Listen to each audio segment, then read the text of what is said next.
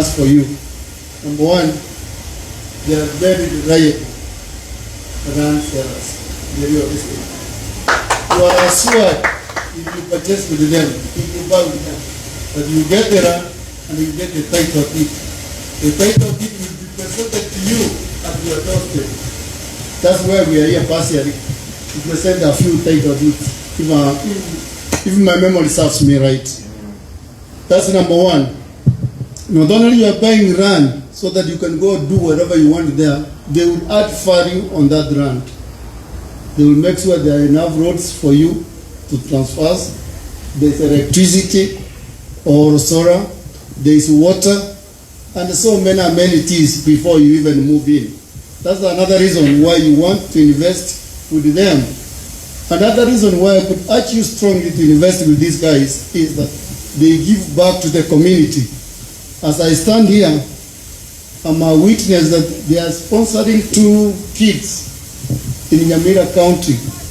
Their school fees is completely paid. Most of them, the 2 of them are in Form 3 now. They are heading to Form 4 next year. And that's a work of corporate social responsibility by Optiven. And that's a good reason why you should invest with them. Now, as a brand ambassador, most of the investors of Optiven are people from the diaspora. We are talking of US, we are talking of Canada, we are talking of Australia, we are talking of UK. As I'm speaking now, we have our ambassadors in Australia. Actually, our own, for those ones who are Kisii here, our own girl here, Anne Omuna, she's in Australia, presenting title deeds to purchasers there from the diaspora. We have another group in Texas as we speak. We have another group in Phoenix, Arizona. Actually, I have a representative from Arizona here. Can you raise up your hand? That guy is from Phoenix, Arizona, and he has bought land with Optiven in Nyanyuki, 2 acres. So you could see, with all that wide knowledge and wide range of investors, these are right people to invest with. I'm extremely proud of them. I'm proud of them. Please, my fellow county members from this region, invest with Optiven. I'm here to vote for them 100% that we will never go wrong. I'm glad I've seen so many friends here. Old friends, new friends, and new ones that we are going to make in life. My only clarion call is to ask you to invest in these guys. I cannot tell you the business that will provide the order to the community rather than giving us land and adding value to this land. They are also very good community people. I don't know what's happening.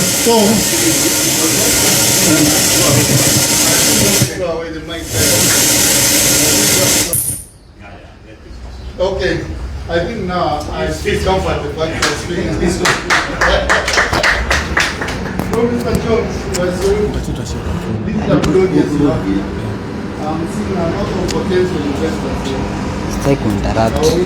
When your time comes, just come and pitch. Tell them what we do. I've given them an abstract of what Optiven does, and I'm a living testimony that they are doing the right thing for the right people and at the right time. My daughter wanted to say something because she has been at your office several times. She wanted also to welcome you to Kisii and Nyamira. They said if you have a minute, you can come and say something to the church.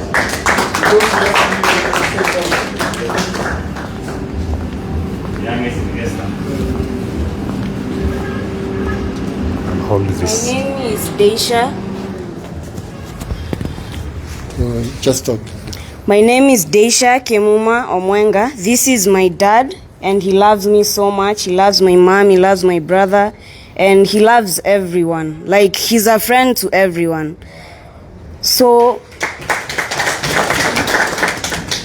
there's one time when we were eating dinner at the same table, and he told me, you know, I have a friend, his name is Jojo Ashiuri, and he's a really good person. So I think you two are close, according to the way he talks about you. He talks about you in a very good way. So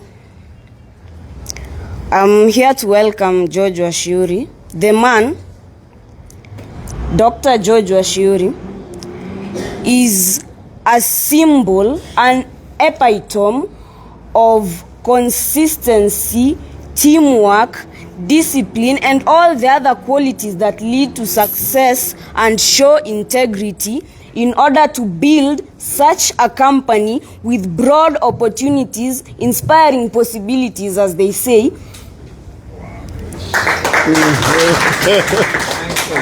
He had to do a lot of work, and we thank him for what he's doing. He's not the only one getting profits. He's also helping people in schools who are struggling to pay fees, or others outside who are struggling to go to universities and such tertiary institutions. But he's helping. He's finding a way to inspire people so that they go to school and make a change in this world. He's a really good example to me personally because of how he does things. He really genuinely finds a way to inspire possibilities among the youth, his age mates, kids, and he inspires me to reach his level one day in some other form of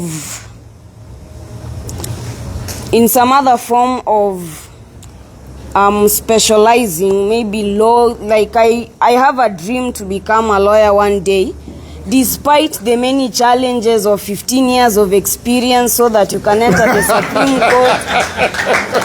I mean, I'm not doing it for the money at a young age. Like, people these days want money at a very young age. I'm doing it so I can, personally, I'm not lying. I like arguing. I like arguing about football. I like arguing about football. I like arguing about movies. I like arguing about the rights of people. So law is another way of arguing, just in a psychological manner, in a way that you manipulate the other person.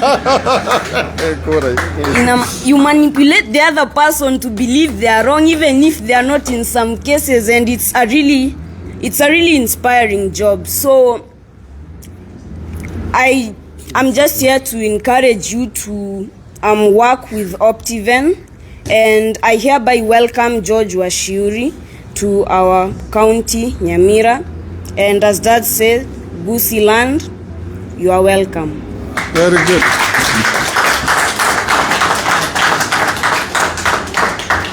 I think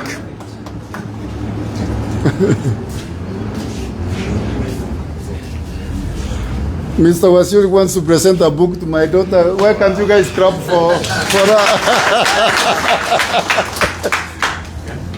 Sorry. Okay. How old are you? I'm 13. 13 years. My goodness. She is so sharp, intelligent, and wow, this is a presidential material. Let me present a book to her, Soling. Yeah, this is my story, and go read it. I can see CJ, Chief Justice, right here. Yes. Thank you. Wow. May God open doors for you. May you go out and shine and change not only Kenya, but change Africa. Allow me to present this book to her. I am so mesmerized, so happy. Because number one, of your young age, your intellect, your coordination of thoughts, I wish many of us are like this young, talented, beautiful, wonderful, excellent girl. Congratulations. Wow. Well done. Tumpigie makofi jameni. Wow, thank you. Thank you guys. Alice, come here for a second. Okay, this is the mother. This is the mother, this is my wife. We are investors. Let me introduce her so that when I go home, at least I am assured of getting supper and other benefits that come with a husband too. Good evening, everyone. I'm very much proud of having my daughter here talking to this crowd. She encourages me. I feel proud of her. I encourage you, everyone who came here, get encouraged, get to know more about Optiven. Optiven is a wonderful team. It's a real team that you can trust your money there. If you feel you need to have some information, ask the director here, or Vicky Hardware director. Go straight, talk to Jojo Ashuri. He's a simple man, as my daughter said. You talk to him anytime, day or night. He works day and night. I know for sure. I know that you work day and night. And thank you so much for doing that work for people, for everybody. Thank you. Thank you so much. So, without much ado, you can see my family has really espoused what Optiven does. There is a good company, is a company to invest with. I urge you and beseech you to invest with them. They have done wonders to me. They have done me very good. They have sponsored me to international trips to sell their brand, and we have done very well. Thank you so much, and I appreciate you. Tumpigie makofi mazuri kabisa. Thank you very much. Hata mimi sauti yangu inasikika, si ni kweli? Mike, mtu wa Mike atutengenezee hii kuwe sawa. Kikuwa sawa atatuletea hapa tuendelee. Tupigie hiyo familia makofi mazuri kabisa.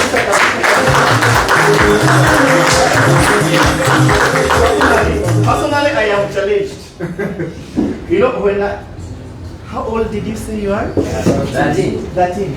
You know, when I was 13 years old, You are talking English. no, I was asking my co-MC, where were you when you were 13 years old? He has told me he was the one who was taking the ng'ombe kule kwa mto na and I believe most of us, if not all, starting with our able CEO, 13 years old, where were you? Where's that? I think nikichunga buzi. Alikuwa anachunga buzi. Kizungu ilikuwa namna gani? Kizungu Kikuyu. That's a challenge by the way, but we're so proud by them. Having kids coming up in that way, wow. We are inspired by the way. And it's a challenge as well. And I think we have some other young Gen Zs here. Do you have any other Gen Z? No, Alpha. Tuko na mwingine? Hawajakuja leo? Anyway, ni sawa. Sisi wale tuko hapa, we are so happy. And thank you very much for welcoming us. And I believe, do you have any other person who have invested in Optiven here?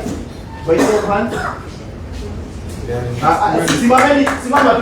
Mwingine amenunua na Optiven? Tafadhali.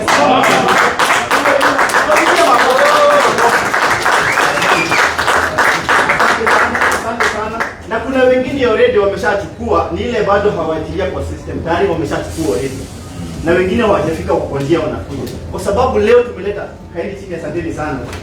We brought more than 15 title deeds. Zingine tumeshapeana, zingine tutapeana hapa. 2 months ago we were here and we brought so many title deeds. And today I want you to ask yourself, what will I live with here? Kwa sababu we have a gift for each and every person. Na hiyo gift itakuwa na daktari. Daktari kuna gift ya kila mtu mwenye ako hapa. Sawa? Hiyo umeshika vizuri? So kama umeingia hapa, ujue utatoka hapa na gift ya daktari. Na daktari atakupatia hiyo gift tukimalizia. Tumeelewana? Yes. Tuko sawa? Kama unasikia nipungia mkono namna hii? Aha, wonderful. Now I want to invite Kilonzo once again. Where's Kilonzo? Kilonzo will come and introduce the team so that you know that person who invited you ni nani, na kama umuoni hapa, wale watakuwa hapa, hao ndio watakusaidia to ensure that each and every person who is here amekuwa assistant. Bwana Kilonzo. 1 2 1 2 Kisii here. 1 2 Kisii, we are here. Good. Okay, so Mgogoa. Thank you. So my name is Kilonzo once again, and I'm calling the Optiven team right here. We just wanted dakika moja haraka kuja kama maandishi because you know Optiven, we are known for speed. Optiven team. Yeah, so asante sana. My own name is Kilonzo mwana wa Mbuvi. Kwetu ni kule Makueni. And I was not like this when I came to Optiven almost 10 years ago. You see the work of transformation. I was not like this. I was a 1 GB. 1 GB ni kidogo kuliko mimi. I was not married. I did have a car. Hata sikuwa na shamba. Glory to God. You know where that testimony is heading? I already have all those things. Courtesy of Optiven. So socio-economic transformation starting with us at home first. At bibi na watoto. Glory to God. See, that's the good thing. We are not only transformed as families, we are also, the transformation starts with us, then from there, as you buy your home, as you stay in that home, as we pray for you to start in that home, you have become blessed. And that's the journey that is starting here today. I'm a property expert with Optiven, and I've been here for the last 10 years at Optiven, just ensuring that when you come to us looking for a place to build, looking for a place to call home, looking for that space to build your commercial, is it a petrol station?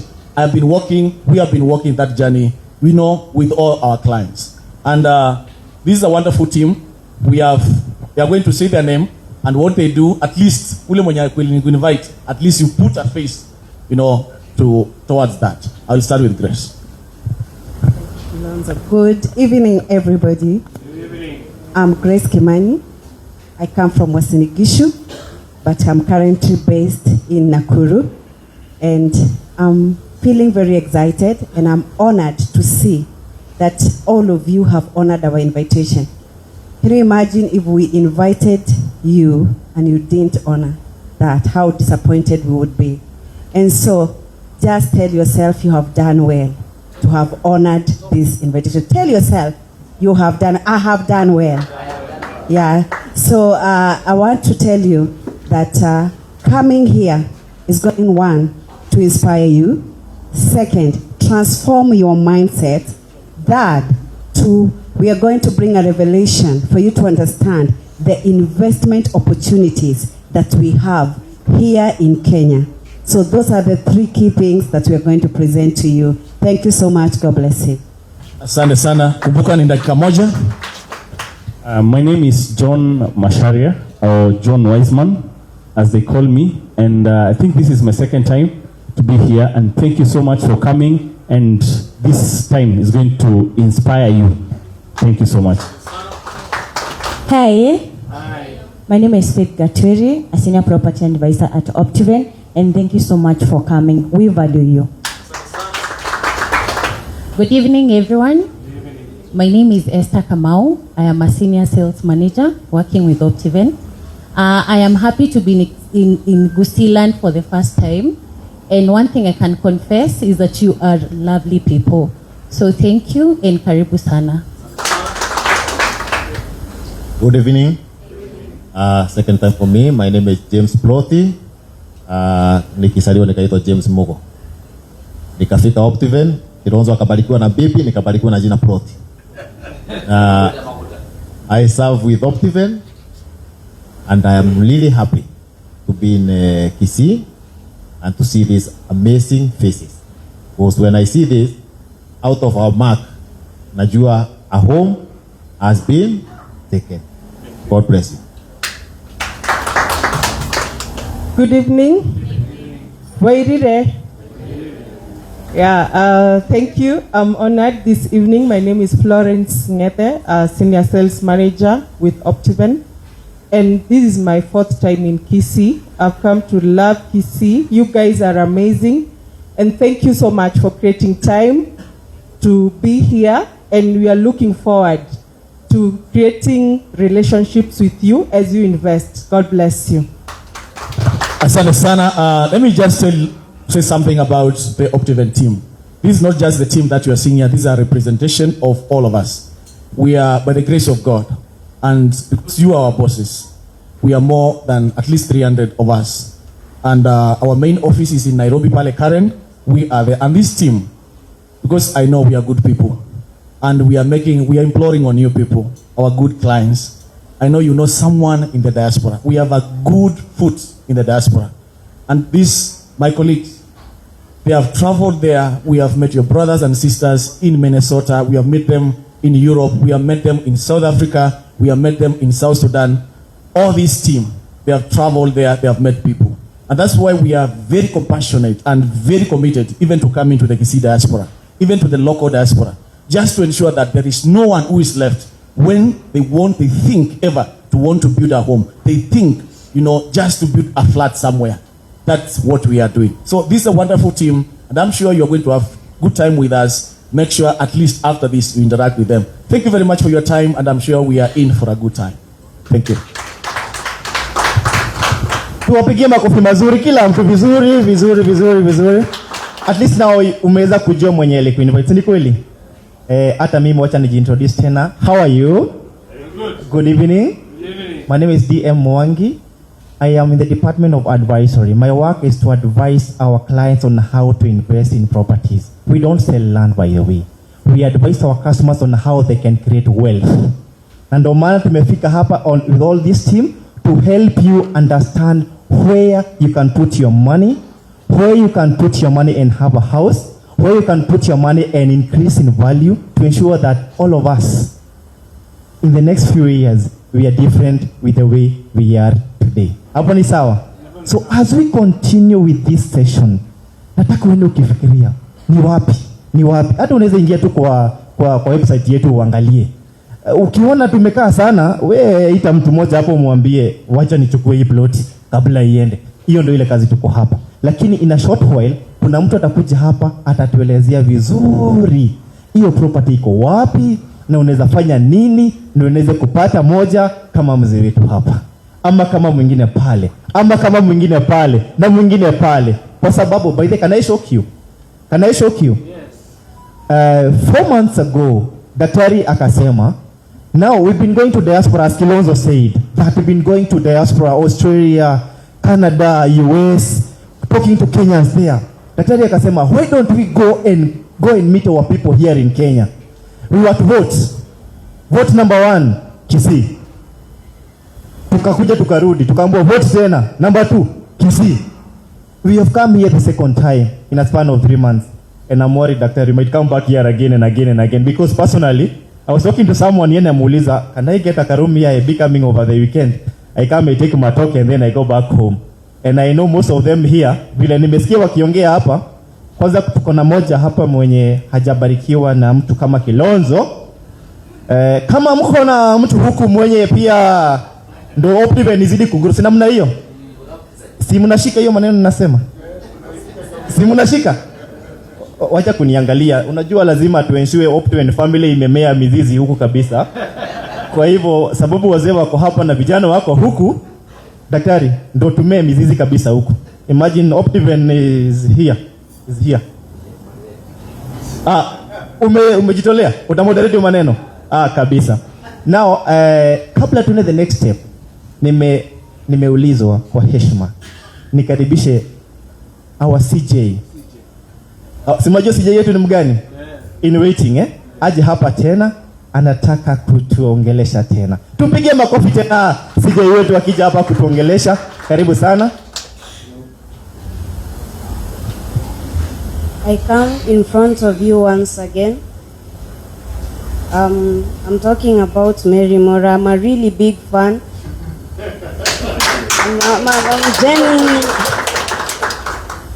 I'm genuinely a really big fan, and I'm thanking you for your presence here. I mean, there's a race you went to. I don't remember where it was. And then you had a Brazilian person in front of you. Inatangazwa kwa radio, si ndio? Yeah, you beat that person in a way that made me your fan. I mean, that moment ilinifanya nikakaa fan wako. And like almost at the end of the race, people saw you were coming second, but you beat the person and got a gold medal. And that was legendary. I can say Ronaldo like. So I thank you for your presence here. I'm genuinely a big fan, so I hope you can see me. I hope you recognize me. I'm a genuinely big fan. So I thank you for your presence here.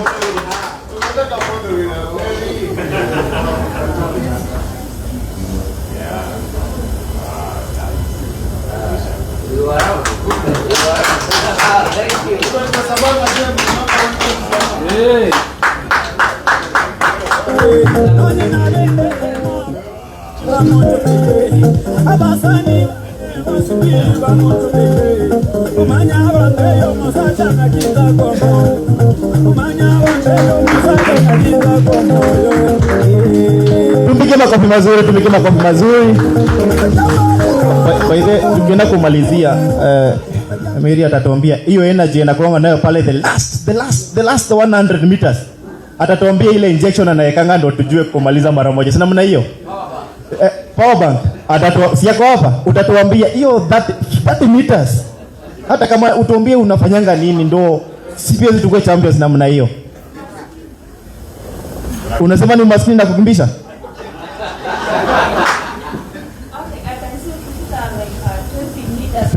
Ama 30 meters to go. Unakumbuka umaskini yenye kwa kweli.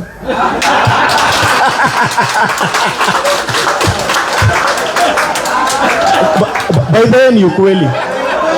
One common goal ile kila mtu mwenye ako hapa ako nayo is to fight poverty. Si ni ukweli? Do you agree with me? You know, there is a book here. Hiyo kitabu tu. Kuna kitabu iko pale ya daktari, the first one. Hata yeye amepigana na poverty for some time. But because ako hapa ataweza kuelezea. So we agree all of us that one common goal that we have all of us here is to fight poverty. Kuna atampatia wakati wake ikifika, daktari atampatia kwa sababu hakuna mtu anapenda nini? Umaskini. Na ndio maana kama Optiven tunakuambia for you to fight that poverty you must get something, because land is a form of wealth creation. Kuna ploti tuliuza, that one ilikuwa ni ploti, ilikuwa inatoka $1,000,000. Right now is going for 5 million. Aren't you a millionaire? Kuna mtu tulimuzia ploti ilikuwa toka 300, sasa iko $1,000,000. Si pia ameingia kwa millionaire bracket? That is the reason why we are here, to fight poverty. So, kwa sababu you are here to fight poverty, nataka sasa tuingie the next gear. Invite this guy. This guy hata ukimuona anakibianga 42 kilometers alafu anasimama hivi kama Miremora. Unajua Miremora na 800. Si 800. Kuna jamaa hapa ana 42 kilometers alafu anasimama hivi anaangalia wengine nyuma hapa. Sasa nataka tumkaribishe akuje Kilonzo. Si unitengeze hii tafadhali. Tumkaribishe hapa akuje atuambie how do we create wealth through Optiven. Sawa sawa. So, ladies and gentlemen, allow me invite one gentleman who is our mentor, who is our leader, by the name Tom Kibet, to come and address us and give us more about who is Optiven and how you can be able to invest in Optiven. Tupigie makofi yakifika, tupigie makofi. Na dance kidogo.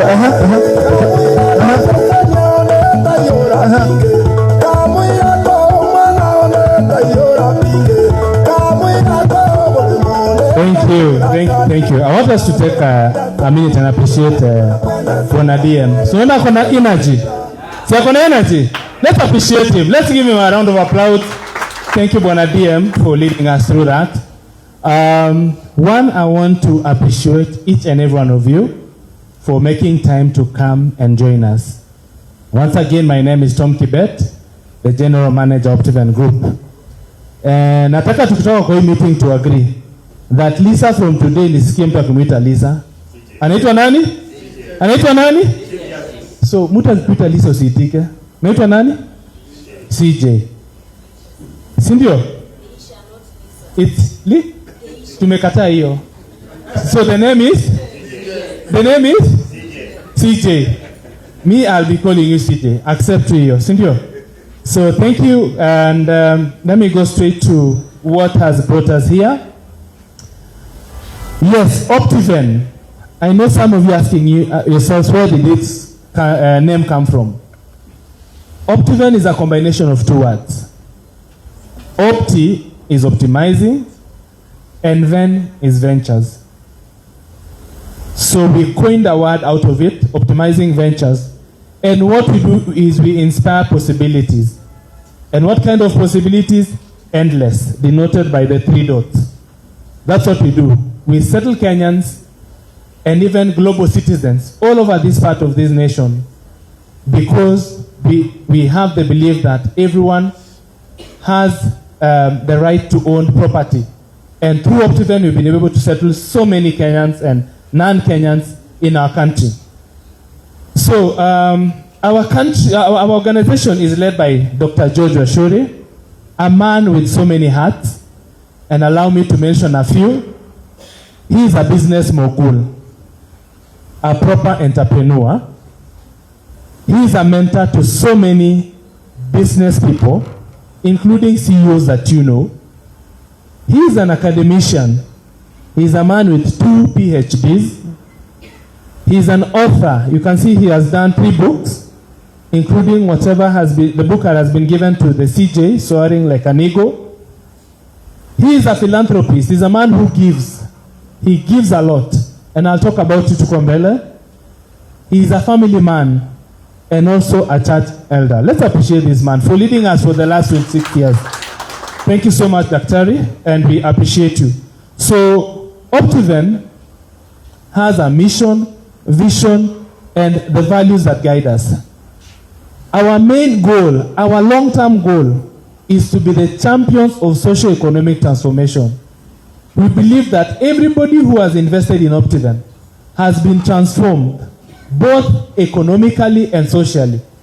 And so today, if you've not purchased with Optiven, today you're going to join those people who are going to be transformed socially and economically. Our values that guide us, professionalism. We ensure that you're treated in a professional manner from the point you get to inquire about Optiven, to the point you receive a title, to the point that even after the title, we still treat you professionally. Honesty, that's a very key thing for us. We ensure that we give you information as it is. Honesty means that we tell you about our properties exactly the way they are. If the property is 50 kilometers away, we'll not tell you you'll get there in 15 minutes. No, we'll tell you it's 50 kilometers away. If a property does not have any value addition, we say exactly that. If we know the property, the title deed was going to take 6 months or 12 months, we tell you that. And the beauty about us is that when you talk about honesty, whatever I'm going to talk about today, you can go to our website and see if whatever Kibet was saying is true. www.optiven.co.ke. You're able to find every information. Customer obsession. We are very intentional to ensuring that our customers feel like a family to us. One is by giving them information that is relevant to their properties, updating them day in, day out of what changes are happening. 2 is joining them and celebrating them in their different occasions, whether it's a birthday, whether it's a graduation, whether it is a wedding, or even during the grief. We come, we ensure that our customers feel homely when they're in Optiven, because we treasure our customers a lot. And the final one is innovation. We have allowed ourselves to be innovative in even how we do business. Everything I'm going to say here, you'll find it on the website. We have allowed ourselves to do things in a digital way, whereby you can actually book a plot online, you can check the properties online, you can chat with chatbot online and get to know more about Optiven. So we are innovative in the way we do our things. So that's one value that gets. So what are we known for? We've been in existence for the last 26 good years. So if you are to talk about what you're known for and do explain every year, that I think it will take us a week just explaining. But allow me to talk about only 5 things that we are known for right now. Excellent service. In Optiven, our DNA is treating our customers in an excellent way. How many feel today they've been treated in an excellent way by our staff? Inua tu mkono kama unasikia leo umefanyiwa kazi mzuri. Thank you. So we give excellent service. Our thing that guides us every now and then is to ensure that our customers are satisfied and they are happy. So excellent customer service is our DNA. Second thing is award winning. I know you would ask, why are they talking about award winning? Why do we talk about award winning? Because we don't vote for ourselves. People vote for us, including the members of the industry vote for us. We've won so many awards both locally and internationally. That means that people believe in us, people trust the work we do, and the expertise we've grown in for the last 26 years. So that means it's a thumbs up from the industry players. Third thing we are known for is value addition. So what Optiven does is we buy land, we put value addition depending on the level of the property. So in Optiven, there are 5 levels of properties. There's a 1-star, 2-star, 3-star, 4-star, and the highest level being the 5-star. So we do value additions depending on the level of the property. So depending on the level of property, you'll find some of the property value additions include the water tower, you see the solar street lighting, you can see power on site, roads, compacted maram roads, you can see trees being planted. So we do value additions to our properties. The 4th thing we are known for is delivering our title deeds. Shamba bila title ni historia? Umesikia. So one thing we deliver to you is that we ensure that you get your title deed. We have delivered over 15,000 title deeds to different parts of the world. And as Omwengo was talking about Ombuna, we have Ombuna and Faith Kinge who are in Australia. Wanatembea na gunia za title. We have Joan Williams who's right now in Salem, in Oregon, delivering titles. We have Patrick Kogo who has gone to the UK, anabeba titles. We have Florence here who will be going to Namibia next week, anabeba titles. So one thing you can be assured about Optiven is that when you purchase property with us, you will receive your title. And you know what? In your doorstep. Ukituambia unataka tulete kwa nyumba, tutafika. Kama unatoka Nyasiongo, tutafika hapo. Si ndio? Kama unataka Nyaribari Chache, tutafika hapo. What? We ensure that you get your title deed. The final one but not the least that we are known for is giving back to the society. If there's something that we believe that has kept us going is the fact that we give back to society. Optiven has a soft arm. It's called the Optiven Foundation that does the CSR for organization. And it runs under 4 pillars. The first one is poverty alleviation. That is poverty eradication, trying to reduce the number of the poverty in our country. Tunajaribu kupunguza ile vitu inafukuza mora the last 30 minutes. Si ndio? The last 30 minutes tunataka kumaliza hiyo kitu. So what we do, one, we visit a lot of children's homes. I know there are so many children's homes that you know, but Nairobi has a lot. But we visit different children's homes, provide food stuff for them, clothing, and even hang out with them, cook for them. We do that. The second thing we do is that we do a lot of feeding programs. There are so many communities that are affected either by drought or even floods or just poverty. Imetembea tu kwa watu. So what we do, we visit them with food stuff. So we do a lot of feeding to different communities. We've done in different parts of the country, and I think almost all the 47 counties that we've gone visited, giving food to people who are affected by different things. Then we also restore dignity to the senior citizens. I know that where you come from, in a village somewhere, you know the family that has left their parents in a desolate space, and people have forgotten them. So Optiven is stepping in, trying to restore that dignity by renovating some of the houses, by building some of the houses, providing basic amenities, beddings, blankets, things that would make them be comfortable. So we are doing that through this poverty eradication. We also do a lot of youth and women empowerment programs, training them on how to fend for themselves, training them on how to survive in this life, how to make it out of this block of poverty. The second thing we do is environmental protection, and under this program, we do a lot of cleanups in towns and cities. So mutatuona very soon in Kisii tukisafisha hii town. We also do a lot of tree planting. We are trying to support the government's goal of doing 15 billion trees by the year 2030. Then we also advocate a lot of use of green energy. So when I talk about solar street lighting, it means that we are depending on the sunlight. When you come to the water that we have in our properties, the water is pumped by a solar-powered pump. So we advocate a use of green energy. You come to our properties, we try and reduce a lot of use of concrete in properties because we want people to use live fences because we believe in green energy and green environment.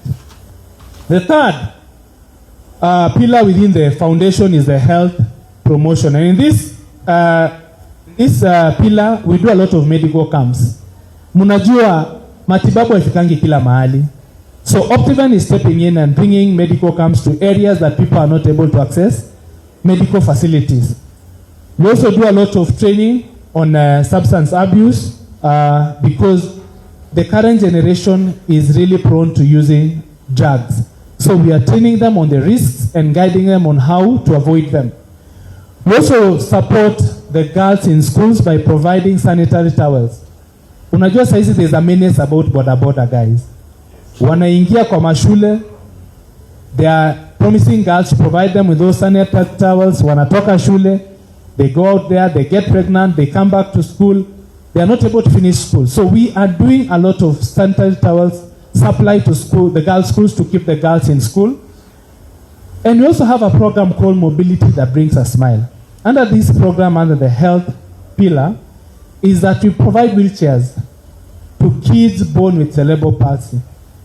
There are so many kids who are born with cerebral palsy. And Optiven is stepping in to ensure that these kids feel comfortable. So mkiwa na mtoto akona cerebral palsy, do not allow those kids to feel like they are different. So Optiven is trying to reduce that stigmatization by providing wheelchairs. And the final one, but the key one, is that we do a pillar called education, whereby we are providing scholarships to so many kids who come from less fortunate families. They are orphans. We are taking kids in all the 47 counties. And how do we do this? When you purchase property with Optiven, 5% of your money that comes to Optiven goes back to serving this part. So once you buy property with Optiven, you automatically become a philanthropist. So your money goes to buying your property, and also it goes back to serving the community. So this is what we do as a CSR under the Optiven Foundation. So you can join in today by getting a property with Optiven. These are some of the photos of the kind of visits and things we've done. You can see a house there. If you have time, go to YouTube and look for Mama Leshao. A story about a lady who was left by the husband in a very bad state.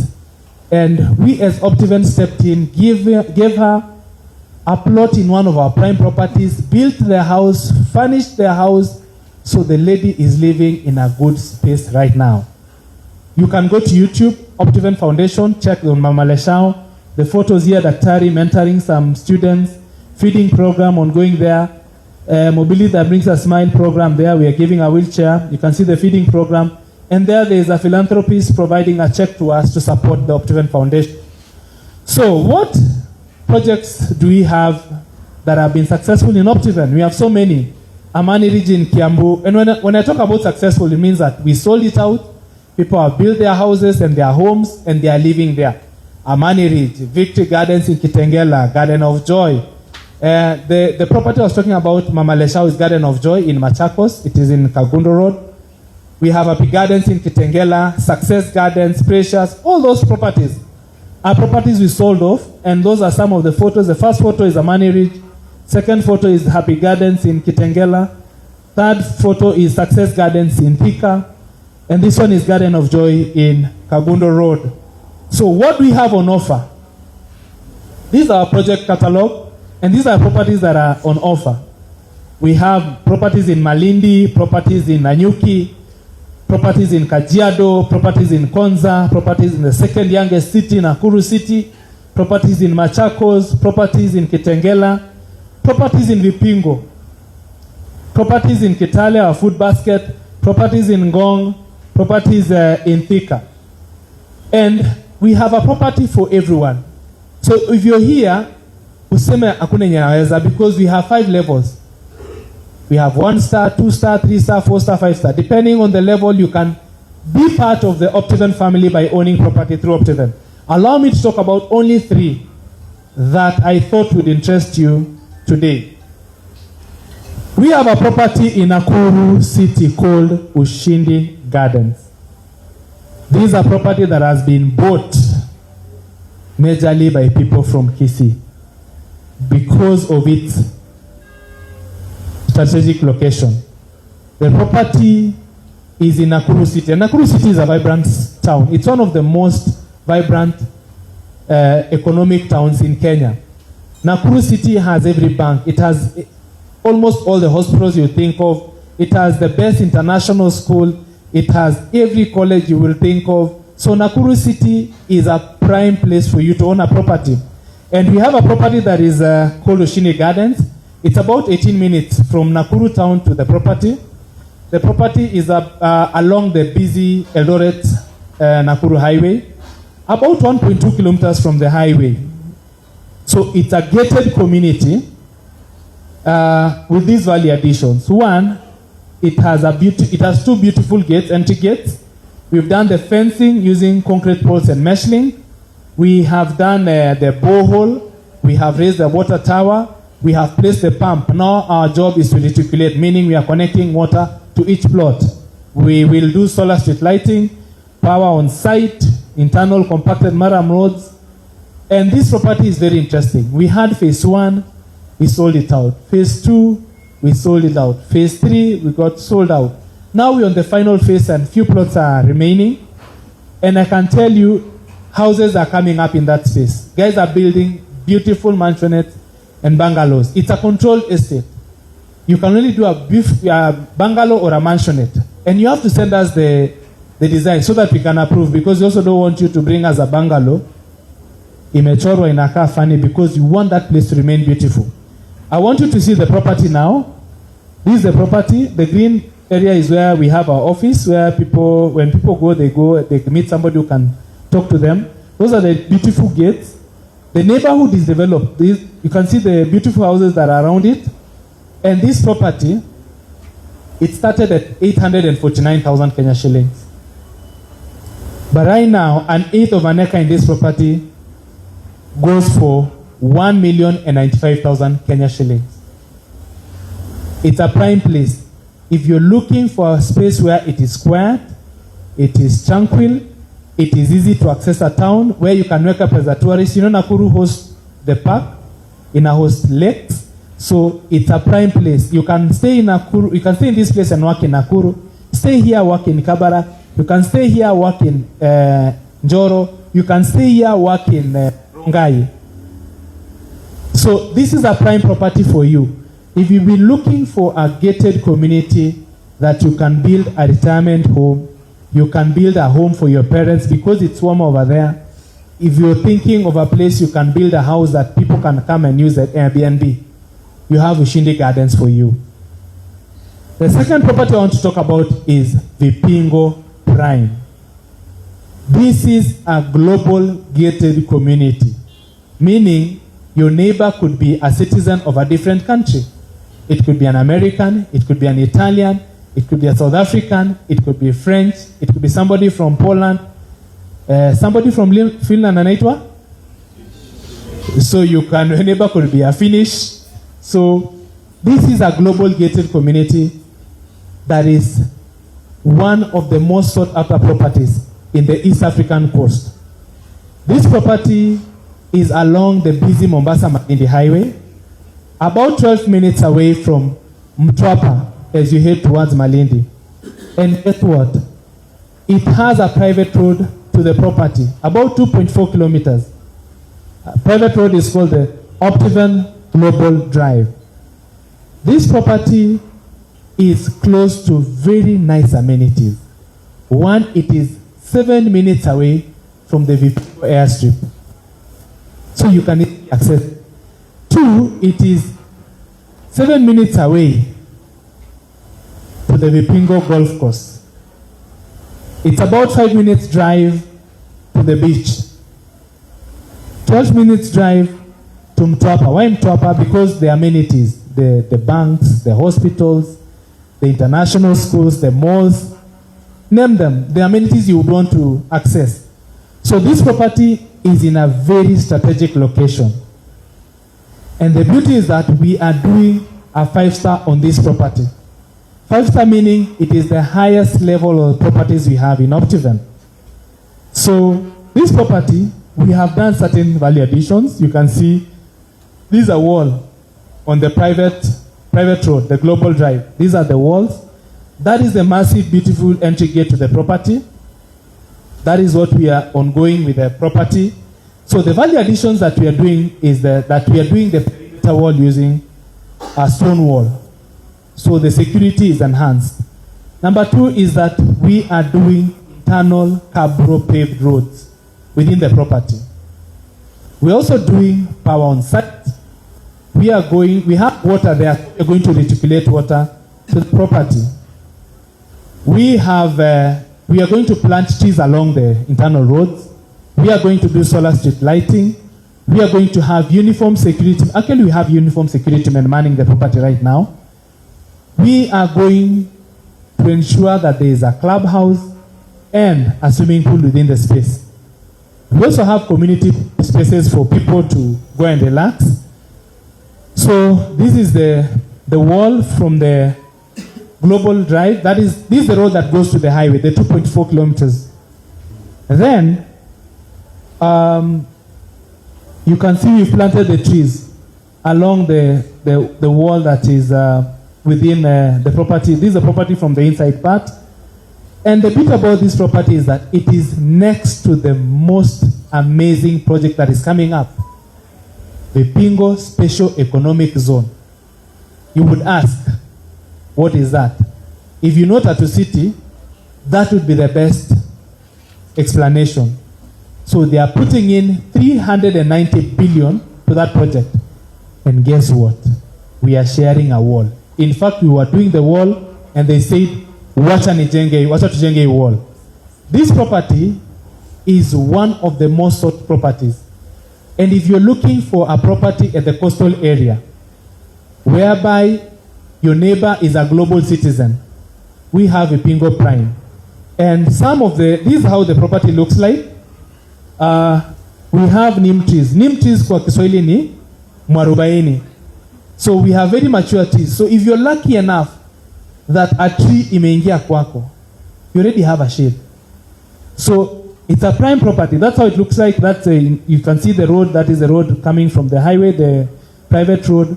Then you can see the road that goes round. We have a road that is called the Spine Road that will be fully cobble paved. What are the future impressions that we look at? These are the kind of houses we want in that space. The cobble roads, you can see the trees planted along the roads. You can see the solar street lights. The kind of future impression that we have for that property. Play areas for kids. You can see children enjoying their time. I think wale ni watu wa Arsenal. They don't look happy. They might have lost a game, but that you can see this is the community space. Yeah. So this is the community space you're talking about, where you can go and relax. Your kids can play. We have a clubhouse. We have a swimming pool that will be coming up there. And this is how it looks like. This is what we have as Vipingo Prime. But what we want to do, you can see the cobble paved roads, you can see the solar street lights. But the housing here, we have designs that you have to choose from. So that we also have a very nice property. This is in Kiambu. But for the coastal area, the houses will be a bit different. Because mostly the houses in the coast is a flat roof. And this, that's what we want to see. Very nice roads, the trees along the roads, the solar lighting. And this property is prime. I can tell you for sure, some of the people you know as the who is who in this country are neighbors to Daktari in that property. So you could be a neighbor. This property starts from 2.995 million Kenya shillings for an eighth of an acre. But if you're somebody who's looking to look for a place to relax, you want to have a garden, you want to have a space, you can also do your own things inside the compound. Get a quarter of an acre in this property. Don't go for an eighth. It's prime. So if you're looking for a getaway home, a holiday home, a place you can place Airbnb. I'm talking about Airbnb because the special economic zone is coming. They are employing over 30,000 people. Wataka wapi? And most of them would be expatriates because they want to really bring up an economic zone in that space. So you can do an Airbnb where people can come and stay. So you can start from as low as 2.995 million Kenya shillings. The beauty about this property is that this is the prime one. We also have that is a foster within the same space. The only thing that it misses is the internal Cabro Road. It's called the Ocean View Ridge. And for that one, you can get the property from as low as 1.995 million Kenya shillings. They also have their own clubhouse, they have their own swimming pool. The only thing that is different is that the roads are compacted maram roads. So you can own a property there. The final property I'm going to talk about is a property in Kimukangong. And the reason why I've chosen this one is because it's on your way to Kisii through the Ngong Suswa Road. So inaweza kuwa on your way home. The property is in Ngong. Ngong is one of the most vibrant towns in Kenya. And Ngong has everything you would want to have. Be it banks, be it hospitals, be it schools, be it government offices. You access everything in Ngong. And this property is about 12 minutes from Ngong town. It's in Kimoka. Wangapi wametumia ya Suswa, Ngong to Suswa, na wametumia barabara? Yes, kama unakujanga Kisii, tafadhali someday use that road. You realize how easy it is to come to Kisii from that road. It's about 12 minutes drive from Ngong town to this property along the Ngong Suswa Road. It's about 40 minutes drive from Nairobi to this property. This property is a foster property, and we have a property called Achievers Paradise Phase 1B. Why is it 1B? Because we had 1A that got sold out. And I'll show you from the second photo. So it's a foster property. The value additions that we're going to do there is the compacted maram roads, the power and water on site, solar street lighting. We have done the fencing already in this property with mesh link and concrete poles. We have a site manager on the property. Today we were planting trees. Today we had an event there where we are planting trees along the roads in this property. We will do an efficient drainage system, and we have a beautiful entry gate. This property is in the tarmac. So the property is the one that has been demarcated by the dotted yellow lines. The one you see on the other side is Phase 1B. And that is what was sold out within a record of 3 months. I want to show you on a closer look. You can see the homes that are developing up there. You can see the homes. But this side is Phase 1B. The one you can see the roads are still graded. So we are going to do the compacting of the maram roads in this property. So homes are coming up there. Here we have very few plots remaining because it's on demand. So it's Phase 1B in Ngong. So if you're looking for a property within Nairobi, where you can stay within Nairobi and still enjoy quiet and serene area and beautiful views of Ngong Hills, this is the property for you. The property goes for 2.495 million Kenya shillings only, and you can be sure you will get value for your money. This is a futuristic view because you're doing the gate. This Phase 1B, Phase 1A. So we are doing another gate for Phase 1B. You can see the solar street lights there. You can see the roads have been done. You can see the trees have been planted. So the other side we've planted trees, and this is a prime place to build your home. It's a controlled area. Either you do a bungalow or a mansionette. Prime property for you. Payment methods. How can you be able to pay? You can do bank financing where we provide a title for you. The bank will charge on it, finance you, then you'll pay the bank slowly. You can do installments, malipo ya pole pole, whereby unalipa monthly payments. Up to 12 months, you get to own a property here. Check-off system is if your organization and Optiven agree, and you're able to sign a partnership whereby we'll be deducting staff on a monthly basis until they finish paying for the property. We do that as well. And the best way to pay is cash. Why? Once you pay us cash, we start the process of transferring the title to you in a faster manner. So that's why I am telling you, come to Optiven. We have different methods. And why would I tell you to choose Optiven? Optiven has a track record of 26 years. We have served Kenyans and global citizens for 26 years. We deliver on our promise that titles must come to your desk. It must come to your hands. we have a straightforward process. Atunanga shortcut. We don't have shortcuts. So we can assure that our properties are clean and they are value for money. And the last thing that I will say is that our properties are in strategic locations. So come and invest with Optiven. Today, don't leave this place the same. Usiseme sina pesa sahi. Start with something. Choose a place. On the catalog, we have other spaces, other projects. Start with a project today. I want to appreciate Omwenga because he has given us so many customers from Kisii. And most of those customers have received their titles. Today we are giving 15 or 17 title deeds to clients today here.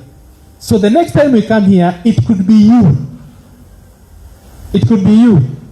Ebuliza mwenzako kama akona title na Optiven. Waulize tu, just ask your neighbor. Kama akona title ya Optiven. Title umepewa na Optiven.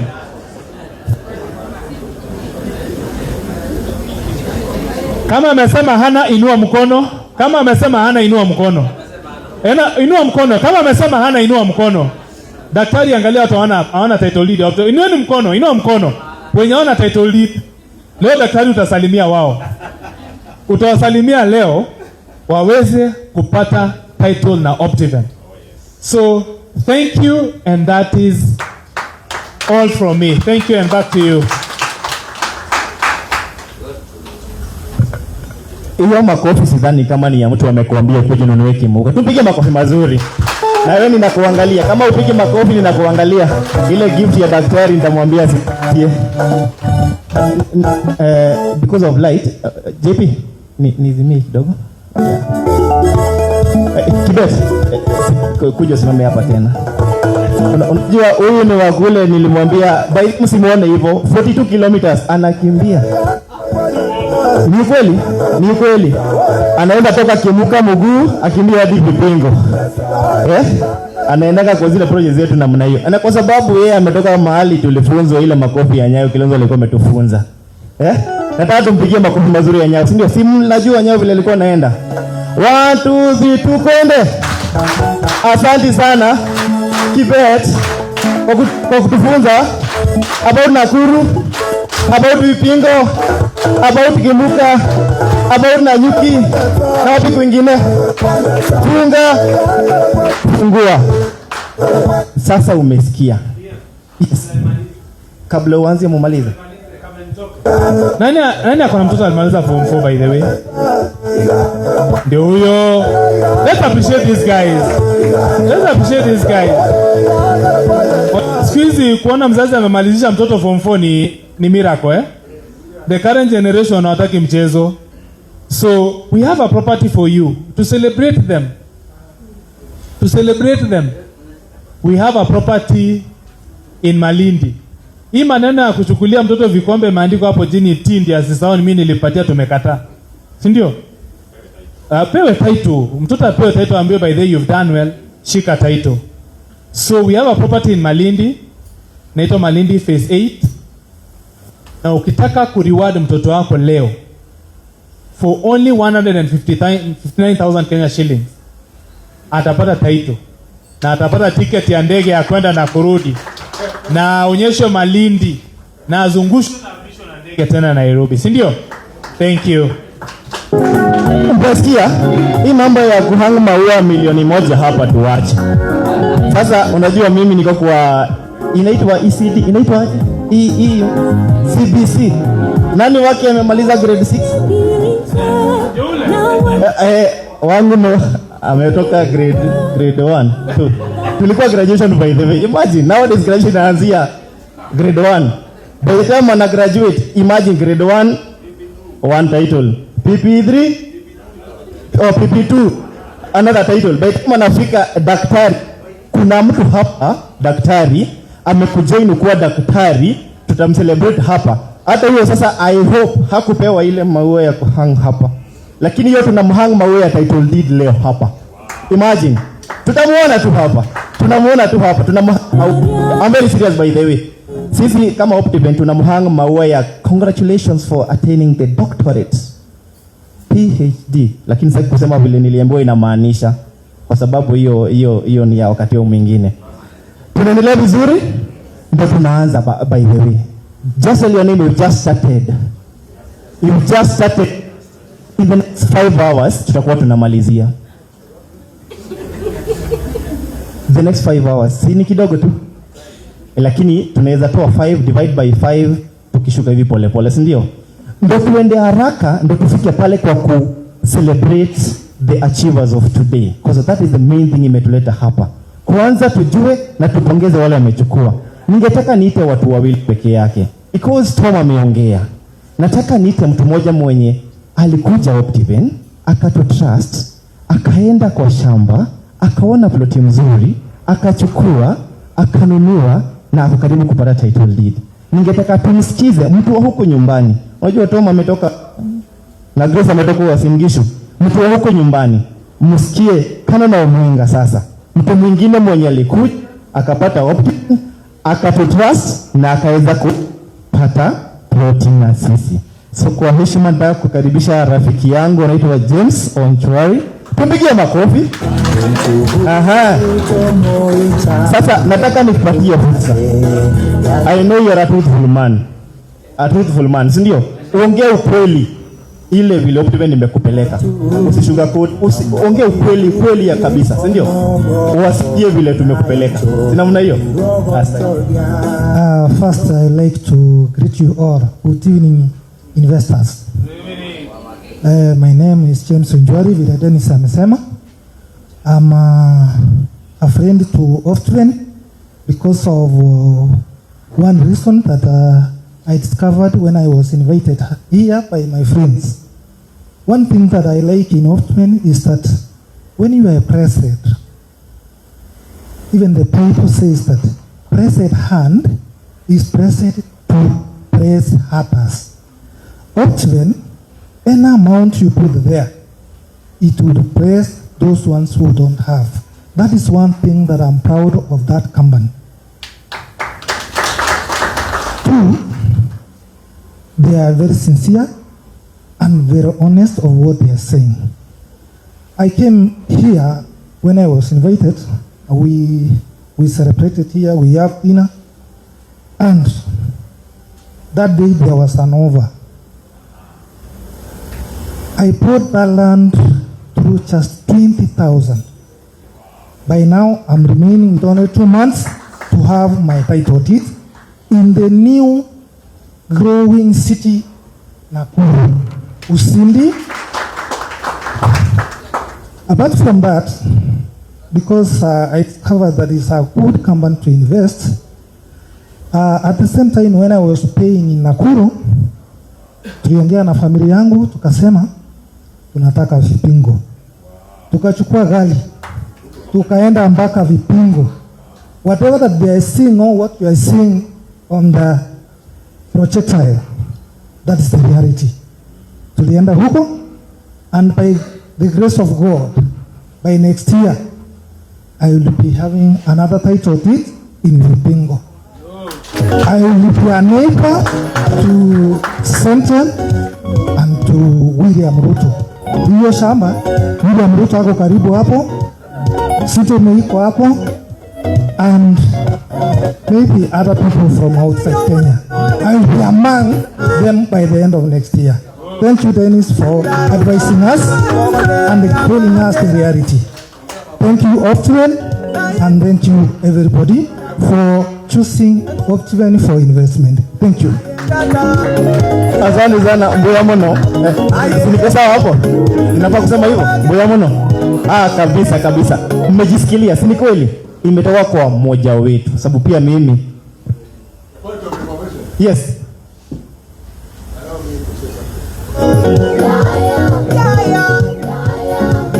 Good evening. Thank you so much. We are here to get some clarification. I want the next speaker don't talk about our excellence. Thank you so much.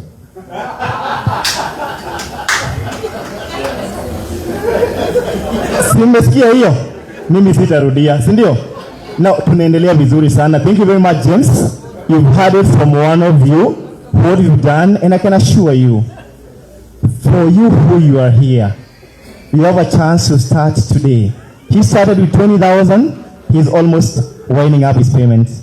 And very soon, you are going to Vipingo. You have a chance to invest in Nakuru. You have a chance to invest in Ngong Kimuka, Nanyuki, Kitengela, Vipingo itself. Mwenda mkae na daktari. Baada daktari pia ako na shamba huko. Na anaanza kujenga. Sasa mtakuwa, sinikuli ninadanganya? Anaanza kujenga. Sasa mtakuwa mnakaa huko na daktari. Wakati baridi imekuwa mingi, unateremka kule. So with those many and few remarks, I want to invite my senior James Ploti akuje atuambie the next step ile tunaendelea. Tumeshakata 5 hours. Sasa tumebakisha less than 1 hour. Ni kweli James? Sawa, karibu sana. Asante sana Bwana TM. Hebu simama kidogo. Hai, mmekaa chini, Koma akawapeleka Vipingo, akawapeleka Nakuru, akawapeleka mpaka wapi kwingine? Ngong, si ndio? Barabara ya kurudi Kisii, lakini tumesema Kisii ni kusaliwa, investment ni huko mbali, si ndio? Hawezi tu hapa, una invest tu hapa, unasekea hapa. Lazima unaangalia wapi? Huko nje unatupa macho. Hata Biblia ilisema enendeni mkajaze nini? Investment. Haya. Nataka kupata tu dakika moja. DJ, changamuza wana dakika moja tu. Sio weka wimbo moja ya Kisii. Ile mbele mara anapenda sana pale ya kushika, anainua bendera. Haya. Twende. Kidogo tu. Haya. Ndio. Asante sana. Haya, wewe baba wasi. Asante.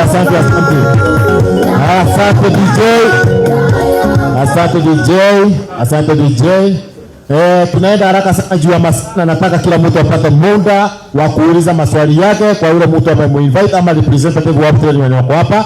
Usikubali, tafadhali, usikubali siku ya leo uende nyumbani na habari peke yake. Afadhali uende na receipt imeandikwa umewekelea deposit ya shamba. Tuko pamoja? Huyu amesema yako pesa sahihi atume. Usikubali kutoka hapa bila nini? Investment. Tumeenda sokoni, tumeona mnara wa kila kitu.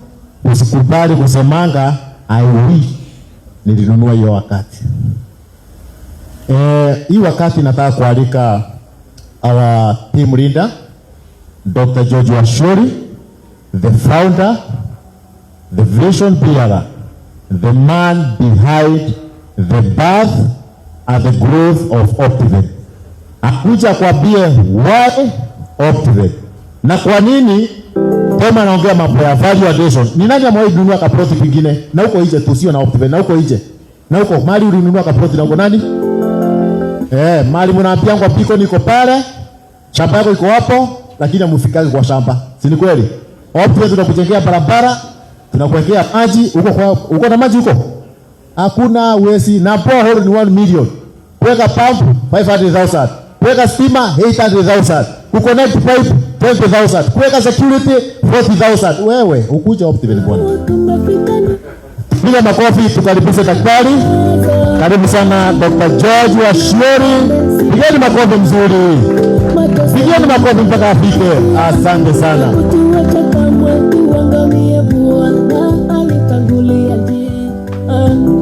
Wow, thank you, James Proti. Asante sana. Good evening.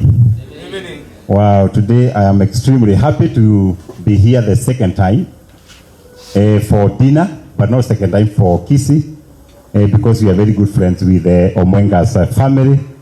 I go to visit mom there at Nyamira. There is a project we do there for a school, so I'm not very new in this region, both Nyamira and Kisii, and I really love it. I will take a few minutes so that we enjoy our dinner. So don't go home. Dinner is ready. Thank you, Kibet, for wonderful presentation. Beautiful, wonderful CJ, the lady. She has done a good job. And Team Optiven, thank you for coming in advance. And for me, I arrived this morning. And tomorrow we are at the golf. We have sponsored golf tomorrow. And I love the people of Kisii because you have been our support, big support. And I'm happy to say that I was joking with Omwenga that now in Kajiado, the Kisii community can actually appoint an MCA, even an MP. Vipingo, when you open Vipingo, I think we have an avenue that Omwenga brought friends and they were buying one after the other. Nakuru, we have a whole avenue of people from this place and Nyamira. So I'm very passionate about this region, and allow me to really thank you so much for the community here. You have been amazing people for Optiven. And also to thank my good friend Omwenga for the relationship that you have formed. I met him first time in the US, in Delaware, many years ago. And we became very good family friends. He has come to my house in Nairobi. The sister is my personal friend. The mother is my friend. And I love this family of Omwengas. And we have done several fundraising in their church. And I'm happy. My brother, thank you so much. I think you are more than a friend. I really appreciate it. And even organizing such a wonderful, fantastic event this evening. And of course, today he took me to South Mogilango and told me, hey, George, here, there's some few spaces you can do something here. So I went to South Mogilango, you know, Rogo University. I saw a lot of students there, and I was very happy this morning. I also saw a home of a very prominent guy, Hezekiah Oyugi. Nikamwambia niingize hapa nione. It was very interesting. And it's just amazing. So thank you very much. Allow me to honor a few people that have been supporting us. The chairman of National Construction Authority, Dr. Kodek Heana. Uko area? Ametoka nje. So watu wa Optiven, niki-mention mtu, ile kelele yetu, sidio? Haya, sidio, tuko na filimbi. Akirudi niambie ni mu-mention. Allow me to honor our icon as a country, Madam Mary Mola. Tupigie makofi. Yeah, Mary Mola, we are very proud of you. You are a little icon to this nation and to the nation of Kisii, and we are very proud of you. I can't wait to see you having something in Vipingo. After running, you go and retire in Mombasa. Yani you just there. The weather is good. No arthritis. The swimming pool is there. The clubhouse is there. So we value you. Thank you very much, my sister. You are doing an amazing job. There's another friend of mine, Professor Madenge. Asante sana, Prof. Thank you for coming again.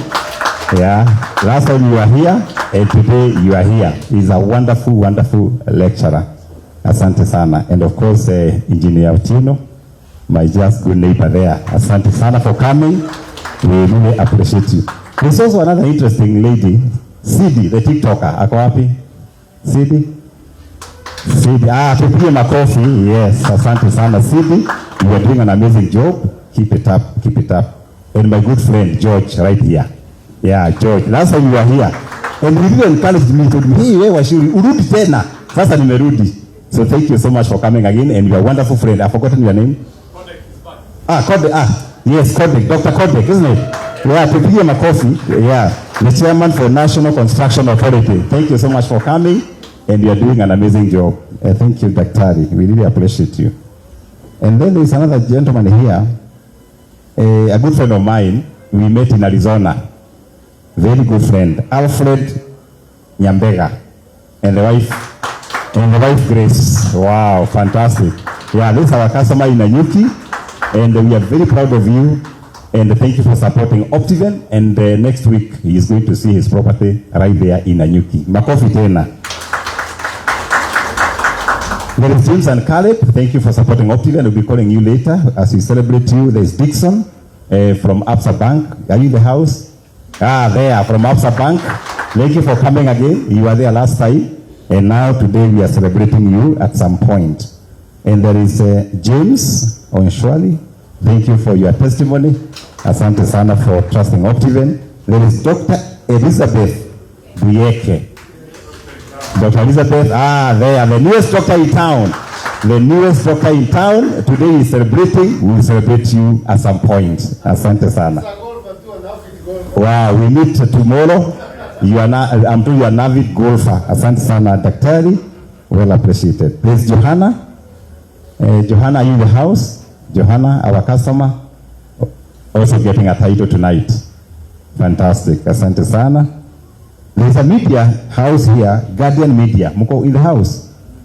Tuwapigie makofi, Guardian Media. Yeah, asante sana for covering this event.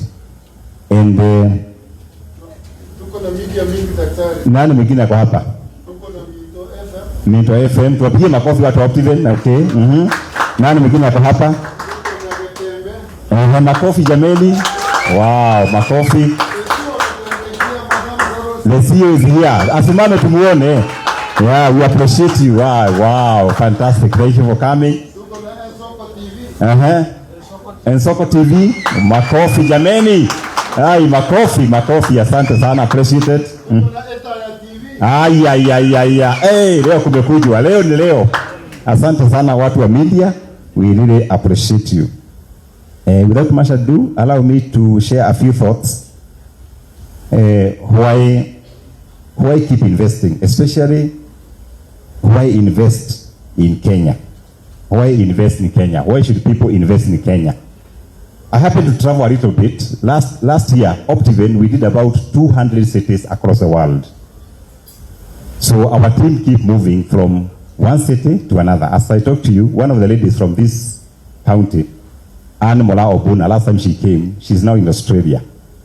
They are touring with PS Rosarine, and they are in Perth.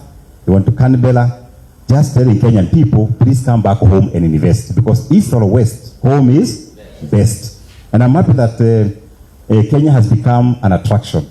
The other day we were marketing Vipingo, and I was in Europe, and I discovered that most of these Muzungus, they want to settle in Africa.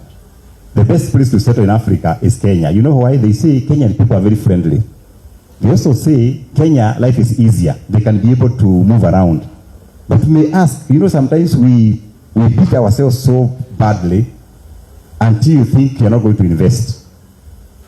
The other day we had some challenges in the US, when they got a new president, and he was harassing some African and Kenyans from there. And for the first time, people told me, hey, George, I think it's good to have something at home. And I'm happy that Optiven has been rated among the top 5 companies that brings a lot of foreign exchange. Why? We have a lot of customers from diaspora. But someone may ask, why Kenya? Our country is a young country. Right now, our population is about 53 million people. They are saying for the next 5 years, this population is going to move from 53 to almost 60 million people. By the year 2050, we are going to clock 87 million people. That means it's a growing country. And for us who are parents here, if we don't prepare well for this generation, Gen Z and Gen Alpha, we have some challenges.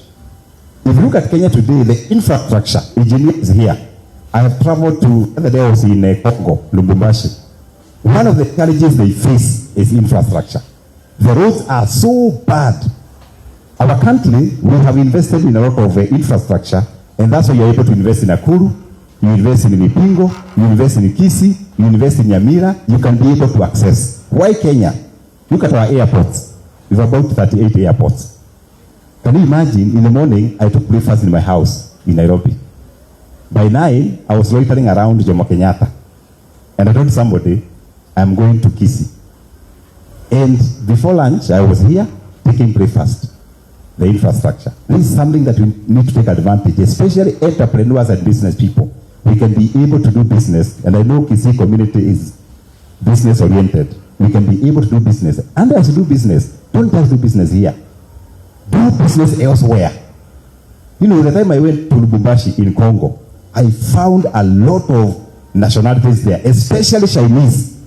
And I was asking myself, how comes you have big people like Openga here with big business, hardware? Why can't you have that hardware in Goma, in Kinshasa, in Rwanda, in Tanzania, in Sudan? Because where you see the risk, that is where the opportunities are. When you're fearing that there is war in Congo, you know, I moved from Nairobi to Addis. You know, when I was in Addis, we traveled to Congo by a Dreamliner. When I entered the plane, I thought I was in the wrong place because the whole plane, it was full of white people. We were only 5 black guys. Nikauliza here hostess, hii ndege ni ya wapi? Inaenda wapi? Inataka kwenda Europe. No, it's going to Lubumbashi. I said, Allah, all these white people, what are they going to do in a war-torn country according to media? Because vita iko tu hapa Rwanda, between Rwanda and Goma. Kinshasa is peaceful, Lubumbashi is peaceful, all other cities are peaceful. When we went there, we found guys doing mining. There are some few Kenyans there who are renting the trucks and they are making money. And Congo is dollarized. The economy is dollar economy. In fact, it's a joke that in Congo, there are more hard dollars than the US. US is plastic money. And I want to challenge the business people in this hall. Please move out of Kisii. Go open your business in Nyeri, where I come from. Go open your business in Mombasa. I was telling Mwenga, open a business in Kimuka. People are building. Sell to them cement. Rangi. Go open a business in Rwanda. Ingia hapa, Kinshasa. Because if we are only village champions, we shall forever remain village champions. Those who are in school, lecturers like Professor here, we don't have schools in many African countries. By the way, Kenya, we are the 6th biggest economy across Africa. Number 1 is South Africa. We have Egypt. We have Algeria. We have Morocco. And then Kenya is number 6. That means the business people in the house, the entrepreneurs, let's expand our wings. And that's why Optiven, we don't shy away. We go across. Why Kenya? Look at our weather. Look at our weather. Right now, we have some people in Europe. And one of the things that they are suffering, Kenya today, the weather is fantastic. Hata my good friend here, George, hata ana sweater. Because the weather is good. That's why we are able to attract a lot of foreigners coming to settle here in this Republic of Kenya. The weather is fantastic. Look at Vipingo. The reason why people are buying Vipingo is basically they are buying weather. Right now, if you want to go for a holiday in Mombasa, there is no single bed remaining. All the hotels are full to capacity. Yeah. And if you want to go to Mombasa now, unless you do Airbnb, you will die. That's why you're telling people, when you buy Vipingo, set up a home there. You can be able to earn when you are here in Kisii. And I'm happy that one of you here bought 6 plots. And they are putting 6 developments. The purpose for this development is basically Airbnb. A night there is almost 25 to 30,000. 25 to 30,000. That's how people make money. Why Kenya? Finally, as I finish, other than the weather, Kenya economy is about $131 billion. That's a huge economy, comparing with small countries like Rwanda. You know, sometimes I see people comparing Kenya and Rwanda. There's no comparison. Rwanda is the size of Kajiado. It's like a small thing. Kenya is big, it's huge, and we have opportunities. And I want to encourage people out there, regardless of the current economic situation, don't give up. In fact, they say people thrive when there are challenges. This is not the time to downgrade your business. It's the time to think on how you can expand your business. Those who are willing to start their own businesses, this is the time to start your own business. Don't wait for the right time. There's no right time. The right time is now. But for you to thrive as an entrepreneur, you must do 3 things. I call it the 3 A's of success. The 3 A's of success. A number one is taking action. We are here this evening. There are people who will come, enjoy dinner together. At the end of the event, they just go home. There are others, when we were there, they acted. They are now almost finishing their property. Property in Kenya keep increasing because we are a young country. I saw some research somewhere that people who bought property in the year 2007 at 1 million in Nairobi, they are now worth 30 million. Look at Syokimau. 10 years ago, a plot was 7,000. The same plot now is 8 million. Kimuka, what you are selling today now, another 5 years, it's going to be 5x. That's how people make money through properties. How do you succeed? You must take action. You must take action. You must take action. Whether it is popular or unpopular, take action. Do something. Don't just stay there. And by the way, I was telling Professor, there's nothing like retirement. Imudi Awori is 97. Nabado Yuko, Wakili Kaminwa is almost 80. No retirement. 85. Can you imagine? No retire. Let's keep working until the time we go to work in heaven with Abraham. And we almost says are gone, but you will see him tomorrow. Fantastic. A's of success. A number 2 is attitude. Do you know why people fail? Negative attitude. These properties of Nakuru. When will I go to Nakuru? Mombasa is too far. Far from where? Far from America? Europe? Far from where? Mzungu anatoka Germany, tunamuzia property in Vipingo. You are in Kisii city and you are saying Vipingo is far. That is called defeatist spirit. You can buy land anywhere. Me, I'm from Kieni. I'm not settled in Kieni. And I have properties even in Kitale. Attitude. What is your attitude? Your business, what's your attitude? Your career, what is your attitude? And positive attitude moves mountain. A's of success. You must take action, attitude, and ambition. Without ambition, you can't go anywhere. Can you imagine Mary Mola, if she has no ambition of finishing? She has a choice to drop off. But she says, as I go to compete in athletics, I must bring gold home. That determination makes a whole difference. I remember the time I started business. I was doing stationary business 26 years ago. And it was very competitive. But even that time I was saying, one day I'll drive a car. My dream car was actually a Toyota AE91. I used to admire them. And I remember our revenue for Optiven those days, the whole year was 200,000. My salary was 5,000. Now your salary haikuwa ikipatikana. You don't get it. But there was a dream. Today Optiven has grown. We are now almost 700 people working with Optiven. Sometimes I pitch to them to buy property. They tell me, hey, no, we work together. We meet and say, do you want to buy a property? Because we are too many. And those who are in business, if you know all people working for you, you still have a small business. You need to expand. Omwenga, you need to do what? Expand. And we'll be going to check your branches. Who is in charge of this branch? Because there are so many. And that's my advice for you. You have what it takes. You have the power. You can be able to do it. You can be able to do it. Ambition. And then finally, to conclude, I want to urge all of us before our dinner. Whatever we are doing, let's be committed. I was reading a story today that there are 3 young people who committed suicide. I think yesterday and today.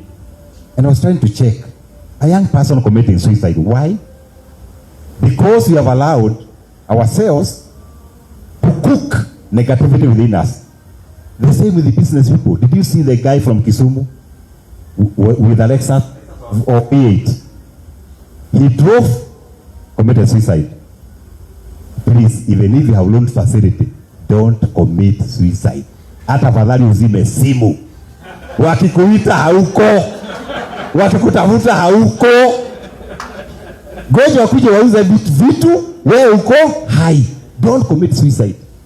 There is always a second chance. There's a guy called Kono Sunday, the owner of KFC. He died long time ago. This guy was almost committing suicide. But some employees, he said, no. There are things I've not done. And the story is now different. So I want to encourage all of you, regardless of the situation, you have loan facilities. Don't do what? Don't commit suicide. We need you. Is it suicide or self-murder? It's self-murder. Is it self-murder? I think this guy is a lawyer. And allow me, before I give the offer, of the day, allow me to celebrate a few people, and that's why I came here. And I have a note here that in the house we have Madam Lucy in the house, principal of Bodeka High School. Are you in the house? Nyamira. She's there. Let's appreciate her, please. Wow, fantastic. Thank you, Madam Lucy. We value you. Thank you for coming. We really appreciate you. So allow me to celebrate a few people before I give the offer of the night. The offer of the night. Wow. Optiven team, are you ready? Yeah. Aye, tusimame jameni. Are you ready? Yeah. Optiven, are we ready? Yeah. Are we ready to celebrate? Aye, vile mnakaa. Hapa ni food iko hapa, kujeni party jameni. Girls, are we ready? Okay, we are ready to celebrate the champions of the evening. We shall be able to celebrate only those who have allowed us because the media house is here. Let me tell you, the time we celebrate you, you can find yourself anywhere in the world. There's a warning I give people. If you take a photo with me at your own risk, because my followers are many, you can find yourself anywhere in the world. So please, ukiogopa kidogo tujue. Naona watu wa media wako hapa. The first person to celebrate is who? Let me see who is this. Wow, Dr. the newest doctor in the house, Dr. Eliza Uyeke Makofi. Tumwendee jameni. Kaa hapo wewe, tumwendee.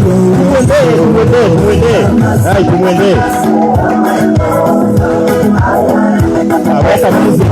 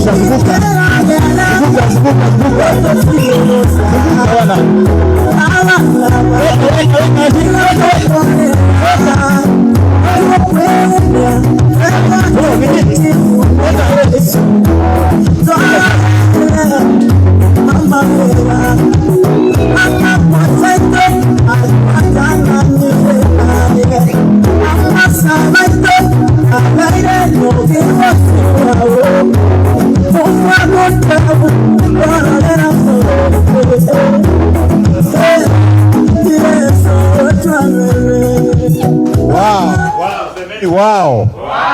This is a title deed, Ushindi Gardens, Nakuru. Wow. Thank you so much, Daktari. And it's my pleasure to present to you this wonderful land, not only paper, in value-added property, with water, with solar, with power, ready to build. Only 18 minutes from Nakuru City. Congratulations. Pigeni makofi. Haya. Celebrate others until it's your time.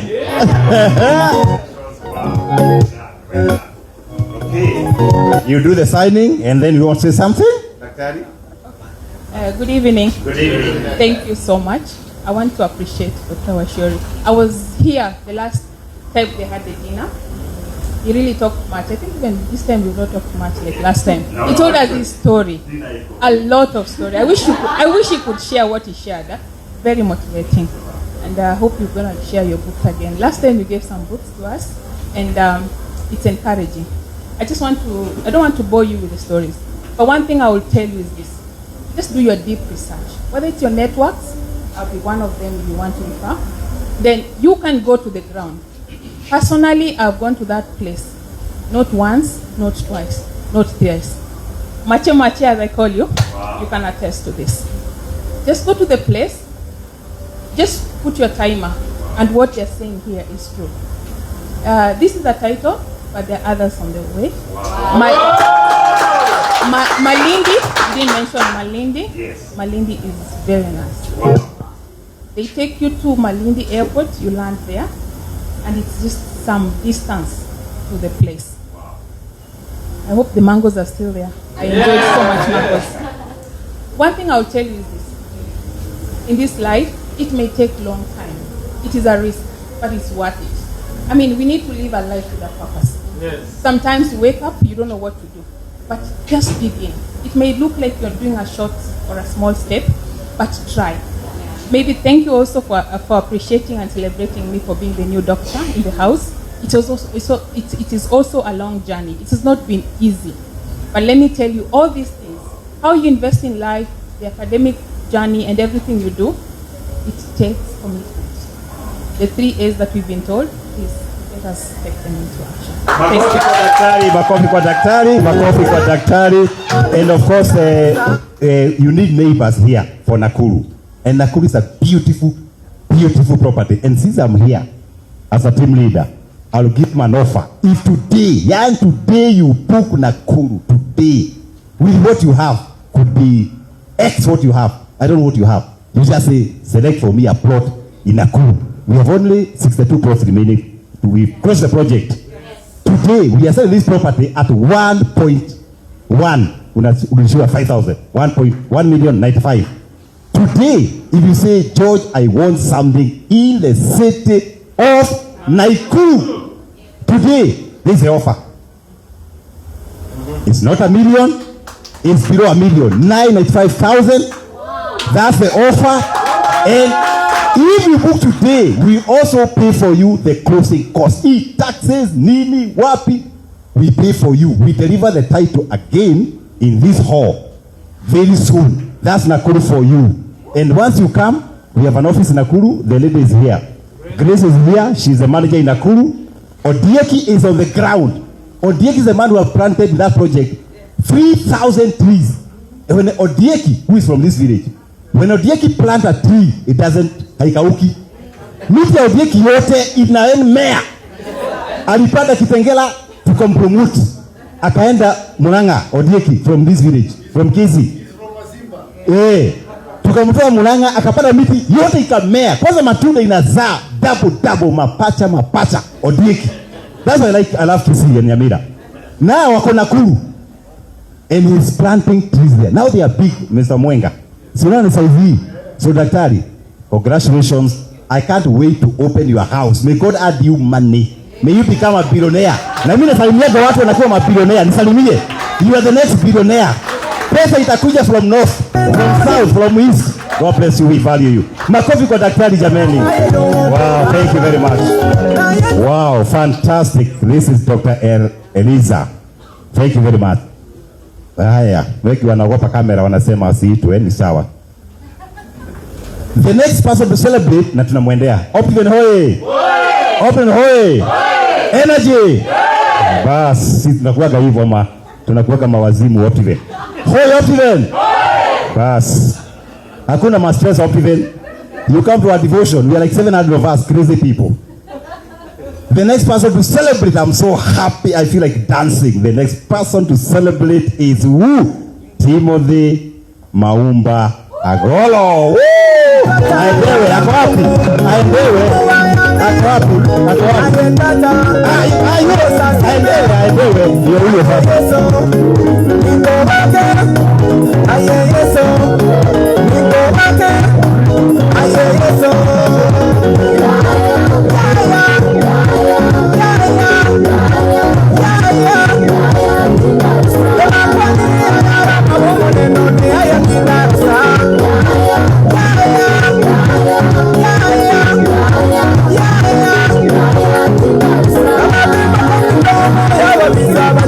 Moyo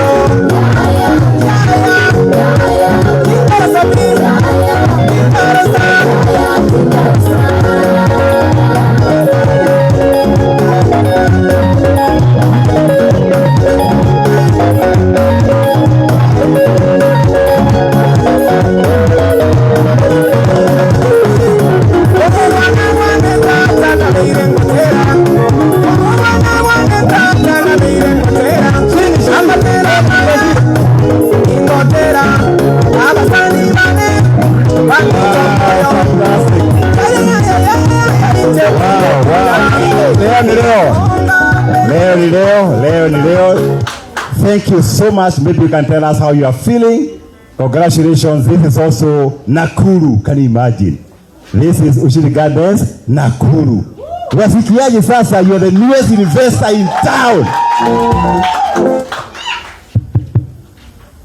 I'm so happy. Yeah.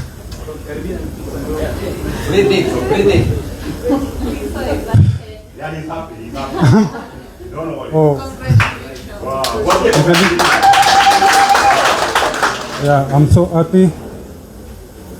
I am from Kisii, but we are investing in Nakuru. I, my brothers.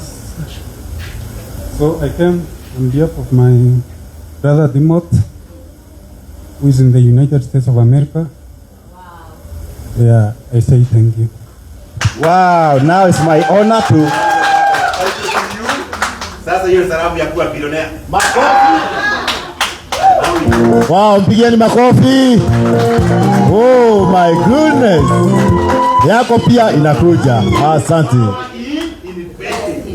Usiende kuwa na Abrahamu bila kitu. Lazima you have to keep investing. Our customer number one has got 68 titles. Every project he comes, installments, na anamaliza. So if you are here, daktari, and you go to maybe your second one, target 80 titles. Why not? These are properties, and the good is with Optiven, we take care of those properties. Makofi tatu mwescott jameni. Wow, thank you so much. Thank you so much. There are some papers to sign. And the next one is who? Tibet. Yes. Anaitwa this is a beautiful name. A beautiful investor, courageous investor, intelligent investor. Alice Bosiboli Nyangwa. No, ako wapi? Ako wapi endewe? Aendewe. Next to DJ.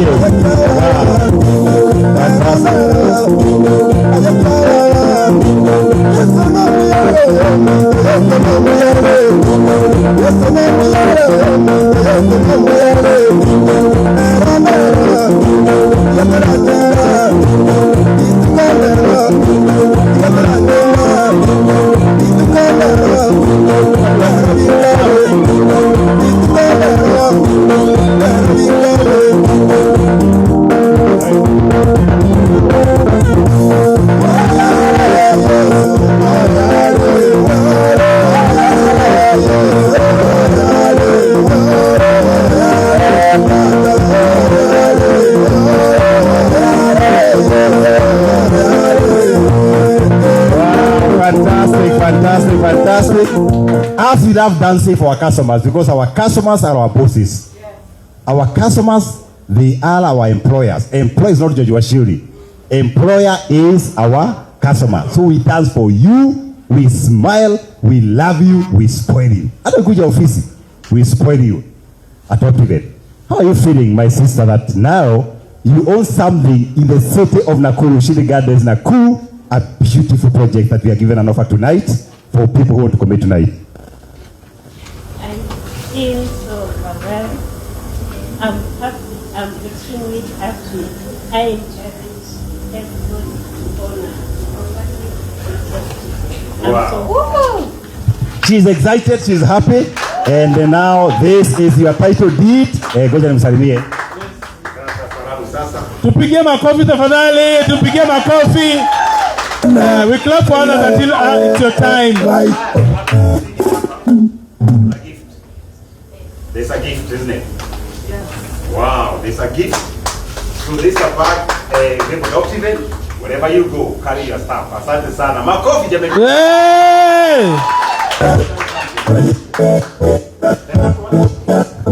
No, the last one. Hey, uko na mingi. Wa. Nani huyu? Fantastic. Hapa kuna another investor. You know me, I say, let's celebrate people. Let's celebrate you when you are alive, right? Yes. Yeah, tukupee maua yako when you are alive. And since I'm coming back here, if we don't celebrate you, we are celebrating you soon.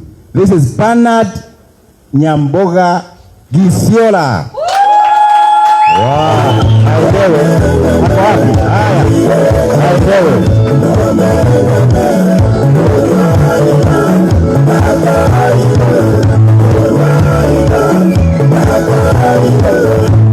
Weka energy, weka energy.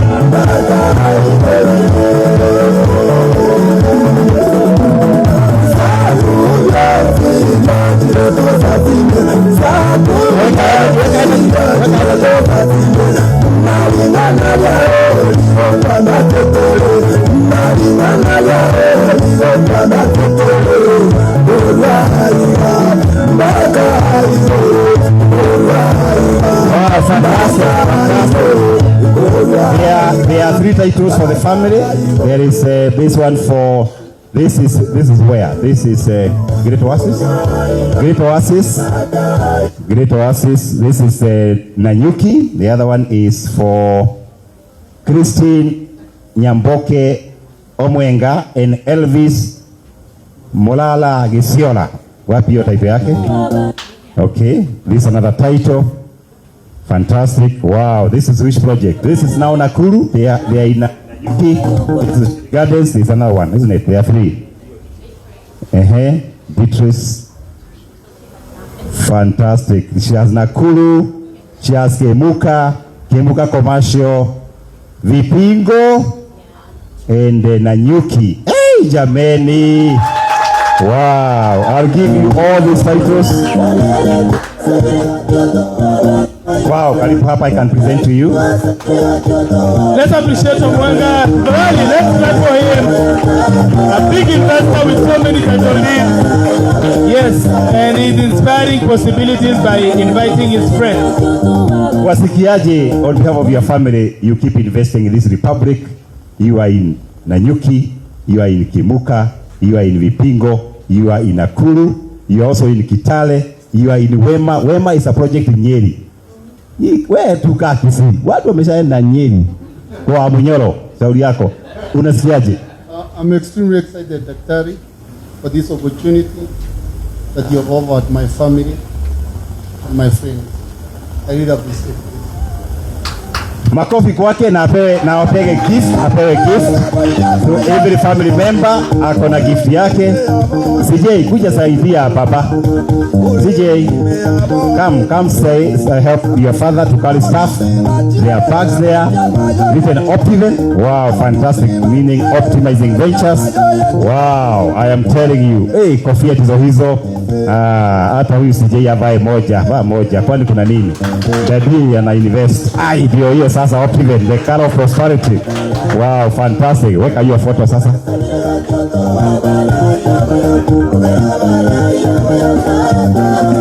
Makofi tena. Sasa pale. Tumemaliza. All the others, please, our team is here. All those who don't want to be kumulikwa na camera. So please, we don't take your title back to the city of Nairobi. Please take your title. Without much ado, Bwana MC, let me return this mic. And just know that we love you, we value you. I've given an offer for Nakuru, isn't it? Let me give an offer for children, right? There's something we are doing called Favor for Our Children. Kibali cha watoto wetu. Yes, sir. Nakuru. Unataka kubook Nakuru? Mdanzieni jameni. Just for him. He wants to book Nakuru. Optiven. Unalala bwana. Hiyo ni sio. Wewe. Sasa uko kule. Nakuru nataka Nakuru. Mdanzie kidogo. Muendee. Don't worry about time. We are here in Kisii. Na wako nyumbani ya watu. Come engineer. Daktari mwenyewe. Daktari anasema Nakuru. Na sio moja. Hii ni avenue kama 6 plots. Haya. Tuchapie daktari katanzi kidogo. Weka katanzi kidogo kwa daktari. Wapi MC? DJ yako wapi? That's how people lose business. Yeah. But as wait for the dance. Daktari, sema kitu daktari. Before he dance for you. Good evening still. Good evening. God is good. All the time. I'm here and I'm bored because I was just engineered and excited by George and my sister here. Where is he? Wow. This is the lady who made me to know about the Optiven. She's so good. She's really excited when she's explaining to you. And when George took Mombasa, I think George, you took Mombasa? Yes, I did. So when George came, he gave me the story, and then I said, no, this one I should just join. So, Daktari, here saying I'll take Nakuru any, such that I'll also join this good group. So, Daktari, we are going to encourage and at least make people get information. You know, people get disappeared from the Rhine because of kutojua. Sini ukweli. And I'm telling you, if this thing is going to be civic well within our region, this is very good when it comes to plots. Yes. So Daktari, we are promising that we are going to extend these goodies to our people. Wow. Thank you very much, and I'm on board. Siende lazima tukudansie. Goja DJ. Where DJ Goja?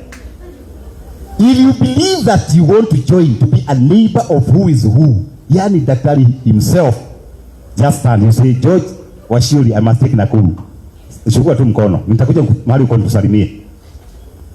If you say, I want to trust God for Nakuru, whether it is installment, whether it is cash, whether you can pay up to 1 year. If you believe you want Nakuru, where Kisii community is, just raise your hand. Washa ni woga. Wewe unakaa Nakuru, nisalimie. Unakaa Nakuru. Wewe unakaa huyu ni vipingo huyu. Wewe ni vipingo. Daktari, hii watu yote convert hawa. Wewe Nakuru ama vipingo? Nakuru, Nakuru. Hii Nakuru tupu hii. Wewe unakaa hapa? Wewe unakaa vipingo. Wewe unakaa vipingo. Kwanza 5 star.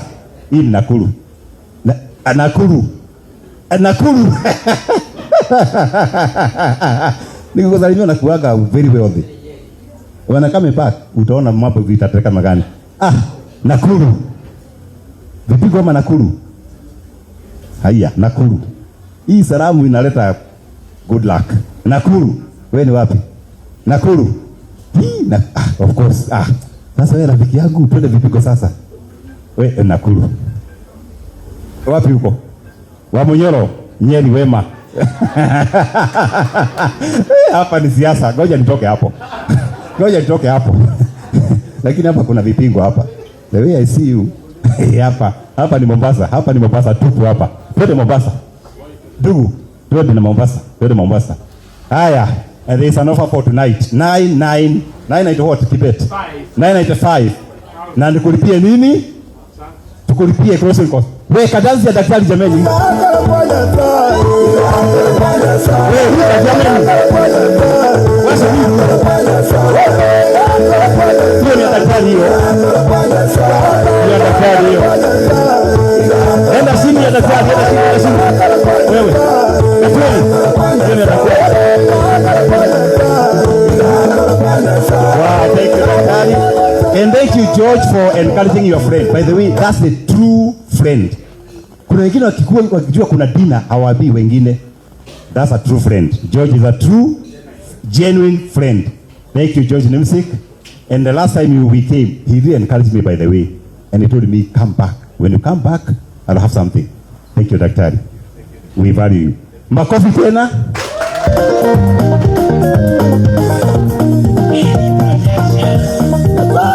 Fantastic. Wapi Nakuru? Salimia hapa.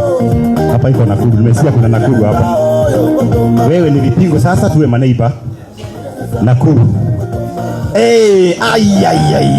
Nakuru.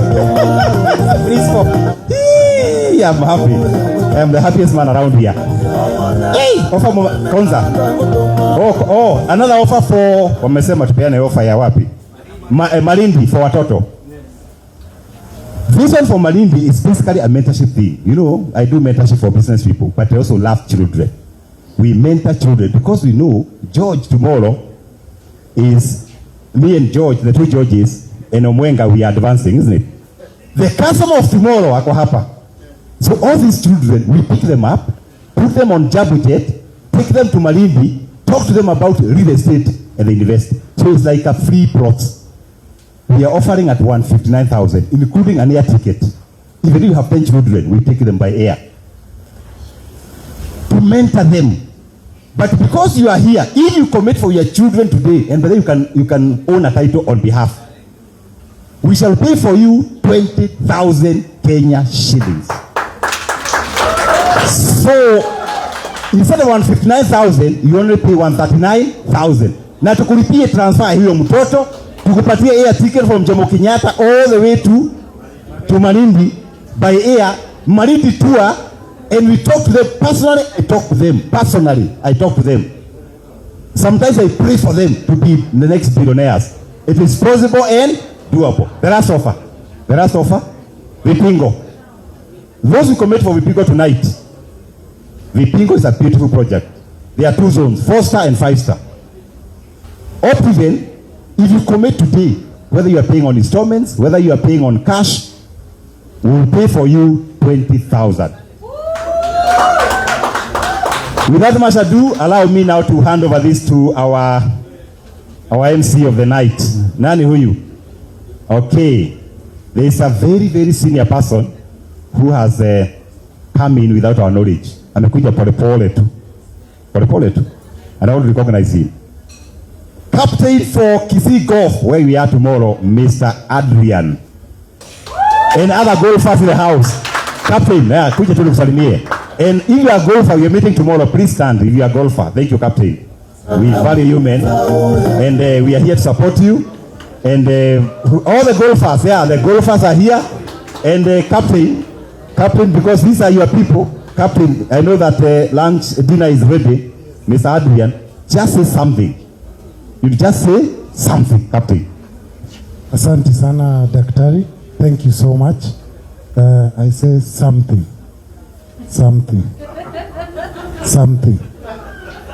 I've said.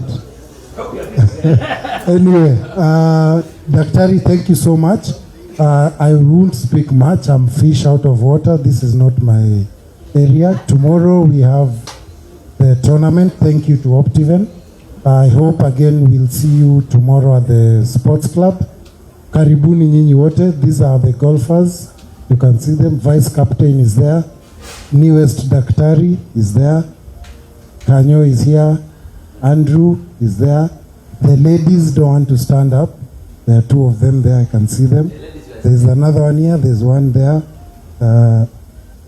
James is also there. Wow. Yes, and many others. So tomorrow you're welcome to Kisii Sports Club. Karibuni, and thank you so much for what you're doing.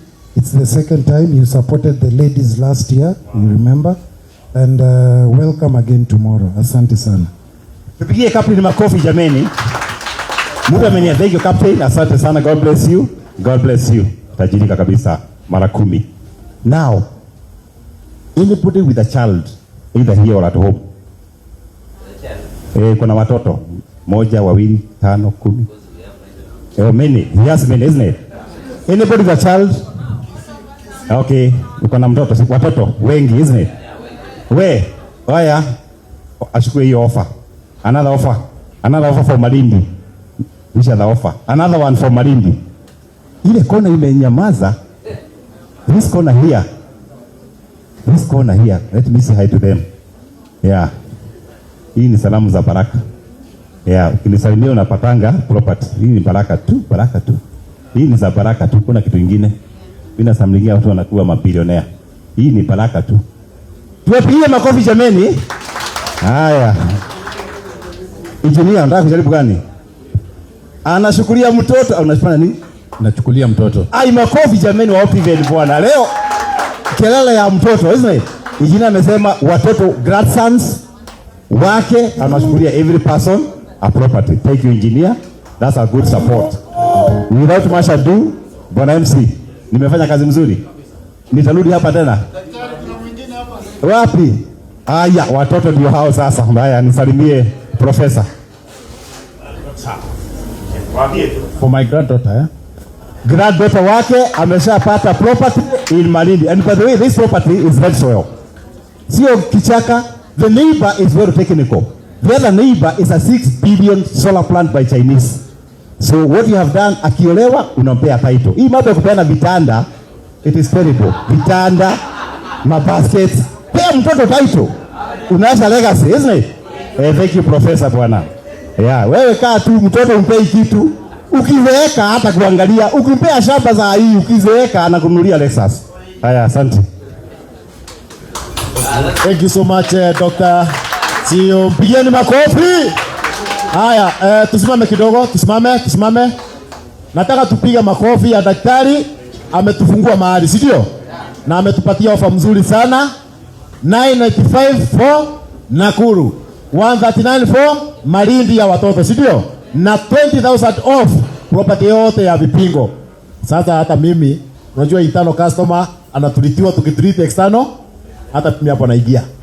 Haya, tupigie ile makofi Kirozo alitufunza ile 1 2 3. Tena. Asante daktari kwa ofa, kwa mafunzo, kwa kutuleta Kisii. Asante sana. We can have our seat. Kuna pastor ama bishop ama reverend on this side amongst our guests. Any pastor, reverend, bishop, kiongozi wa kanisa. Haya, kuna